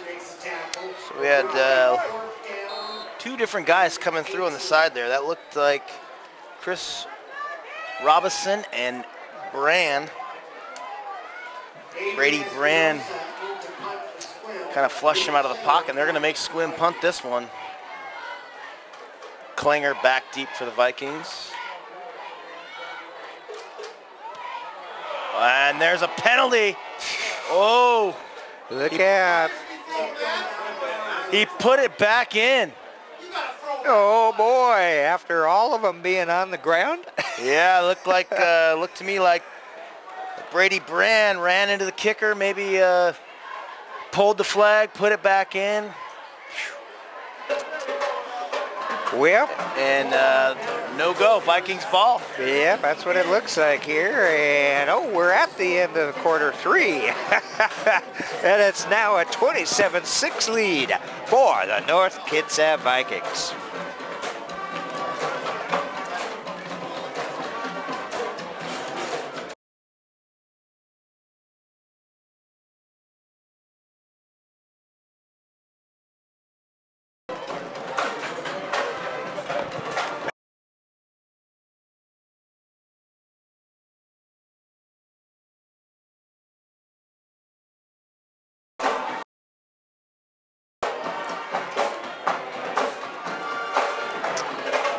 Here we go, the final quarter and Friday night's game of the week, brought to you on the internet by the KitsapSun.com. We're up in Poulsbo at North Kitsap High School Stadium. I'm the Dr. Doc Parr from West Sound TV. Spencer Anderson on the camera and the computer, and Mr. Pat Duncan on that other microphone. And so far, North has looked pretty solid, and Sequim has not.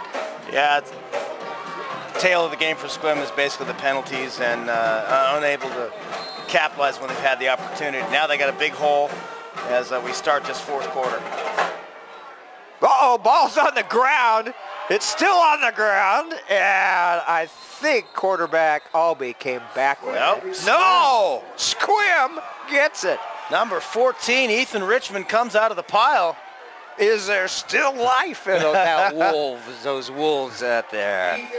Just when you think it's, you know, all but over, They get it in good field position with a chance to claw back into this thing. almost 12 minutes left to go. Ball at the North Kitsap 30-yard line. Morales back in the shotgun.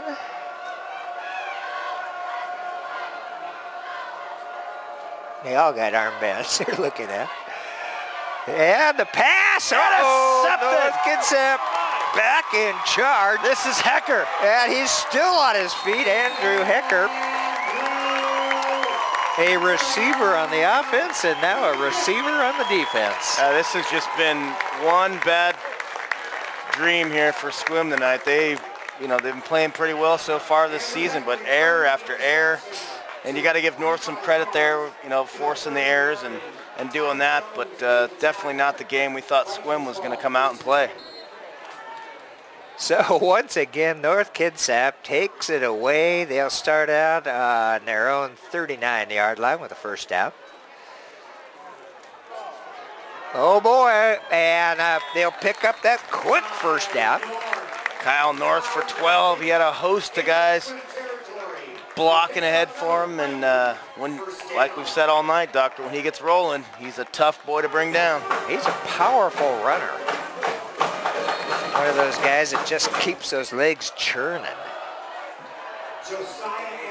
So that'll move the ball into Sequim territory at about their Sequim's 49.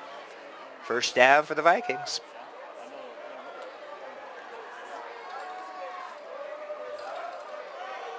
Coming around this near side with the ball, and it's going to be maybe a loss of yardage on that one by a yard or two.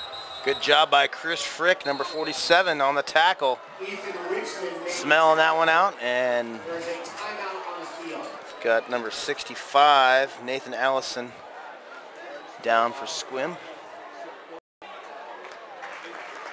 Man, he doesn't want to put any weight on that right leg. So it might be something other than a cramp. Yeah, ball broke tackle, and going to be another first down, I think. First tackler there was Chris Whitaker, number 44. They're big. He's playing linebacker right now. He bounced right off of North, and another first down. They continue to run the ball, chew up the clock. Moving it. 10 minutes, 20 seconds left to go in the game, and North with a sizable 27-6 lead. Not that Sequim hasn't had some opportunities to cut into that lead. They just have not been able to do it tonight.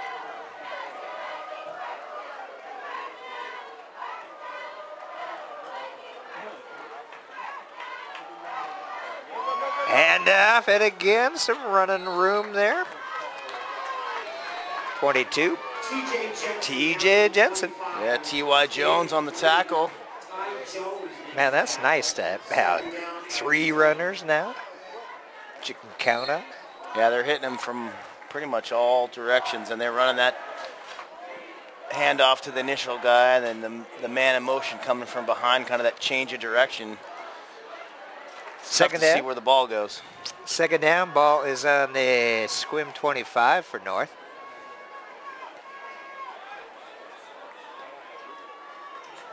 Back the other There way. it is, the counter. Then again, there's some running room. Oh, he's almost in. That's Kroll again. Yeah, he's been working this series. That's going to look good on the replay there when they're watching, because Albie, the quarterback, was a lead blocker. Yeah. Calling all men to their battle stations. First and goal for the Vikings.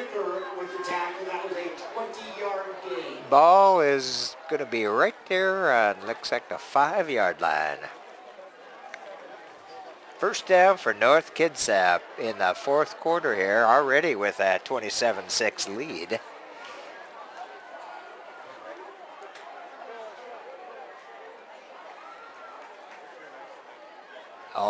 Ball's on the ground. Look out. And Sequim recovers. Good night. That's the 3rd turnover down basically in the red zone for the Vikings tonight. They're going to have stuff to work on. Yep, they're going to have to hold on to that ball a little bit better, that's for sure. A pick earlier at the goal line. They had a fumble, and then there's their second fumble. So Sequim will get it again. They'll take it back on their own, that looks like just about 15-yard line, 16. Bad, not much room there. Ty Give him a Jones couple. again. Actually, looks like they'll give him about 3.5. Trap play. Time is not on the Wolves' side right now. Nope. So this is where that hurry-up offense might come in handy for Miguel Morales. Oh, that play was going nowhere. Ty Jones again, this time goes the other way. Number 51 in on that one. Jackson on the tackle. Another 3rd and long for Sequim. And now Erickson is helping number 23 for Sequim walk off. That's Ty Jones. And maybe a concussion protocol. Yeah, so they'll bring Whitaker in, 44. You got to think they're going to try to get Morales in some space on the run, try to get something downfield.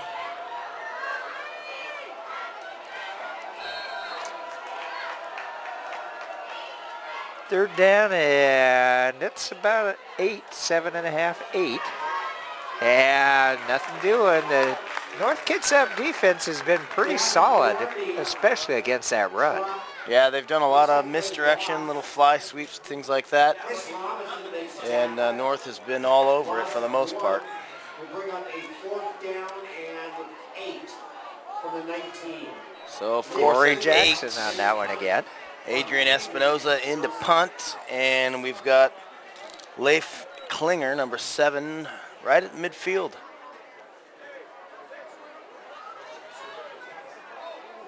Kind of a low one. It's going to take a high bounce, and it'll roll dead at the 46-yard line of North Kitsap, which is where they will start with 6 minutes, 51 seconds left to go in the game and a 27-6 lead. One of these teams will remain undefeated. Yeah, it looks so far like North Kitsap. Some of the guys tonight, one of the big seniors that hasn't been mentioned a lot tonight, the long snapper here, has not missed a game for North Kitsap in his career, Tanner Strassener. 6'1", 210 big man in the middle. Has done a fabulous job, as always. Hey, now that's a tough position. The center's hard enough, but the long snapper is a real tough position. Oh, man, just putting his head down and taking a few woos along the route. Old school smash mouth style run. And that was, so Coach Waba's got some new guys in. That was Yes. Sam Hendon. Second down, ball at midfield for North.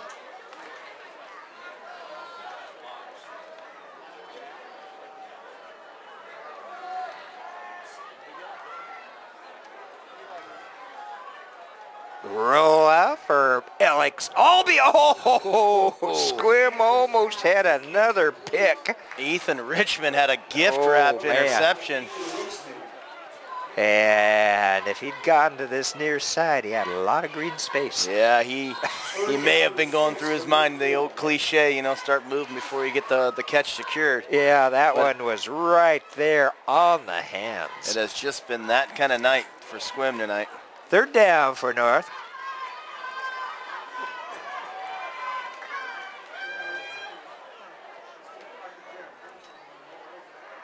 Ah, there's that counter again.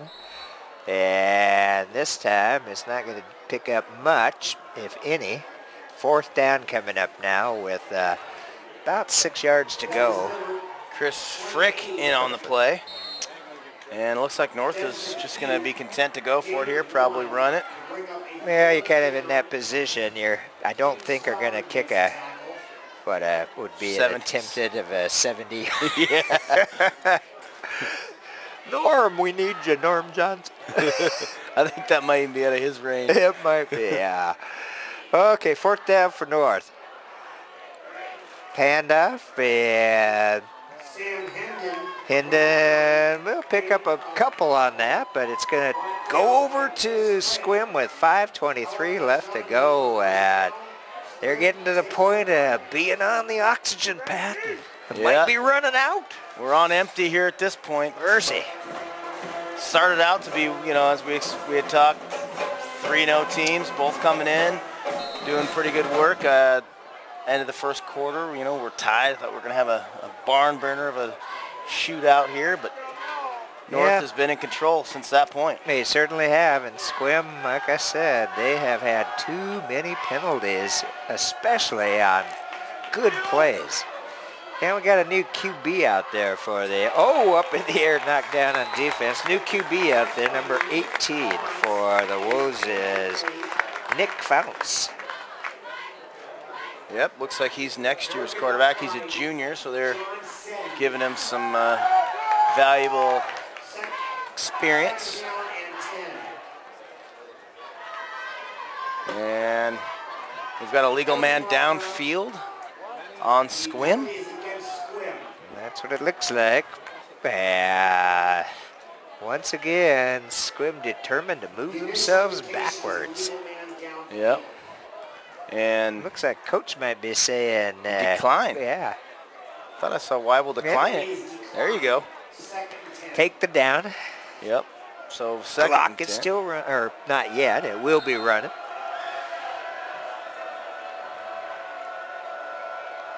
Nobody's on this guy to the near side.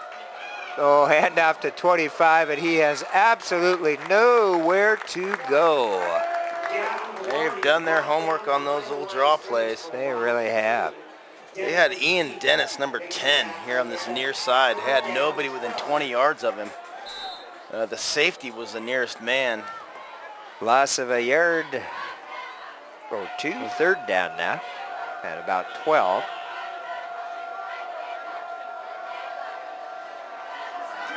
Roll is going to the air. Oh, he had an open receiver, but North had their hands on that one. That was number 33 for the Vikings. There's Sam Hendon. The tip, and 4:41 left on the clock and the game. All done but the counting here tonight. It looks like it. Now North they've still got to play Olympic, as we mentioned, the last game of the regular season. They'll go down to Bremerton to play Bremerton. Bremerton with the Olympic League rushing leader now, Cardwell. Blitz is on, and he's going to go down. Out. Ball comes out. Doesn't matter. It's going to go over to North Kitsap on downs once again. Nick O'Calia on the tackle. They had two guys come off the ends, basically unblocked. And Vikings will take over. And with 4:34 left in the ball game and a 27-6 lead, that could have been the final nail in the Wolves' coffin. Yeah, let's look for a heavy dose of run up the middle and get out of here. And he doesn't dance around. He doesn't, you know, kind of float outside. He just went, I need two. I'm going to just go right ahead for three. And he got it. And again, that's pretty nice to have multiple running backs to call on for Coach Weibel. Yeah, they've got Hendon. They've got Klinger in there as well. Coach Snyder, a whole raft of coaches for North. And these guys now that are carrying the rock for North, Hendon and Klinger. Hendon is a sophomore, so he's still got a couple years to go. Wow. And Klinger is a junior. So North Kitsap also looking good here for the future.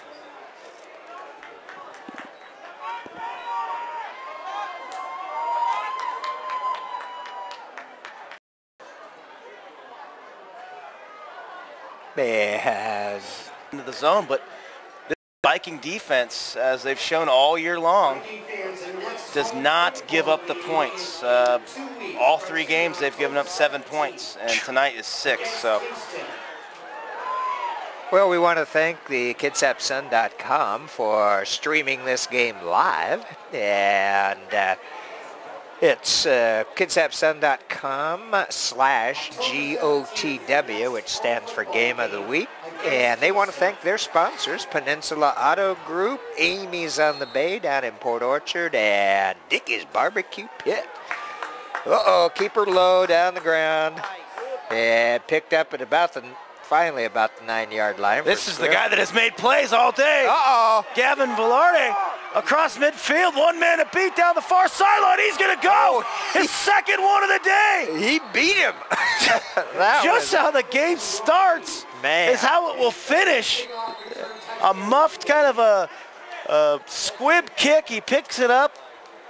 And he was fast. He outran a couple of guys that were basically yards ahead of him, and boom, he went right by him on that far sideline. When was the last time you saw a freshman score 2 touchdowns in a varsity football game? I can't remember the last time. Yeah. They got a bright spot with that kid there. That's for sure. Gavin Velarde, number 25. Speed demon. Wow. And we've got an injured Viking down. And he's only listed at 140 pounds. That's pretty light for a football player. You could kind of get lost in the blocks or where'd he go, and by the time you see him, he's already by you. And it looks like they're going to take the North Kitsap player. Yeah, off to the other side, off the field. Espinoza in for the PAT.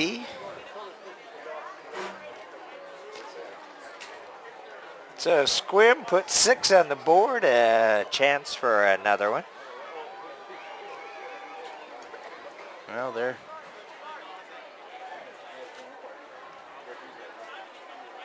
so far tonight, I believe almost every quarter has ended with a penalty. Yeah. 1:23 left to go here in the 4th quarter. And PAT attempt coming up for the Sequim Wolves. Yep, Velarde certainly has looked good tonight. Just a a little bit of ray of sunshine there for the Sequim Wolves from the sunshine capital of Western Washington up there. So North Kitsap's going to come away with the victory. You always want to win, but it's even a little bit nicer on homecoming night. Like you said, you got a lot of the alums here tonight. Yeah, I've seen, you know, at halftime going down getting a burger. Seen plenty of alums from 70s, 80s, 90s, all sharing stories, and heard something about alumni involvement next year, some sort of game or something like that on homecoming. So football? Maybe it's just rumors. I don't know. Yeah. So here's this onside kick again by Espinoza. No tee, just lays it sideways. Yep. And he's going to kick it to our side of the field here, so it's going to be coming right at you guys at home. You got a bunch of Vikings right up there by the 50-yard line. Receivers and hands team in, no doubt. It's got to go 10, and it does. And North Kitsap hangs on to it. Yeah, TJ Jensen. Yeah, one of your good hands guys. Yep. Put them all up there on that front line. So with 1 minute 23 seconds left to go in the game and a 33-13 lead, North Kitsap pretty much just has to run out the next 4 plays. First and 10 on the 47. Yeah, they're getting some of the backups in here, getting a little extra time. Looks like quarterback is number 13, Tristan Newman. Everybody gets a chance to play with a score like this. That's good to see.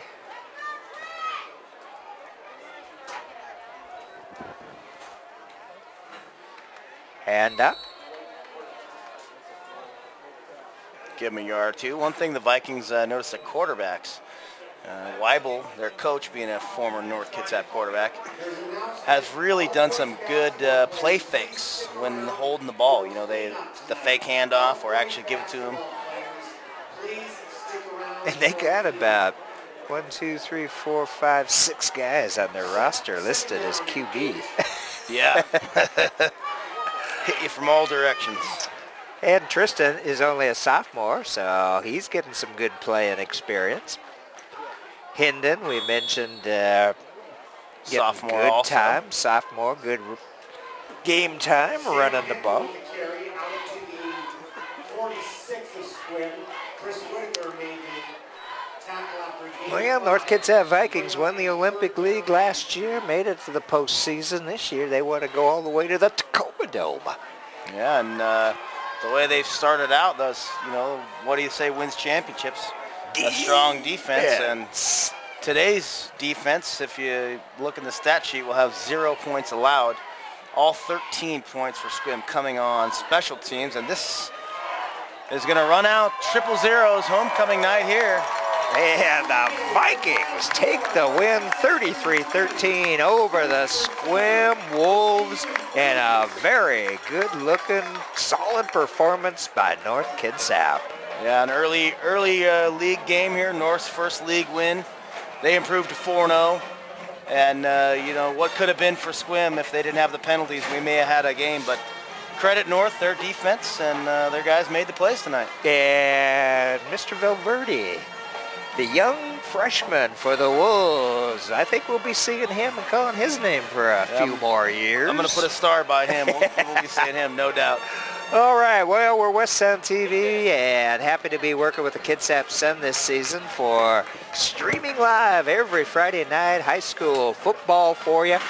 I'm the doctor. We've got Spencer Anderson on the camera and running the computer. Mr. Pat Duncan, happy to have Mr. Seac himself on that other side. And I am the doctor, Doc Parse, and stay tuned. We will see you soon.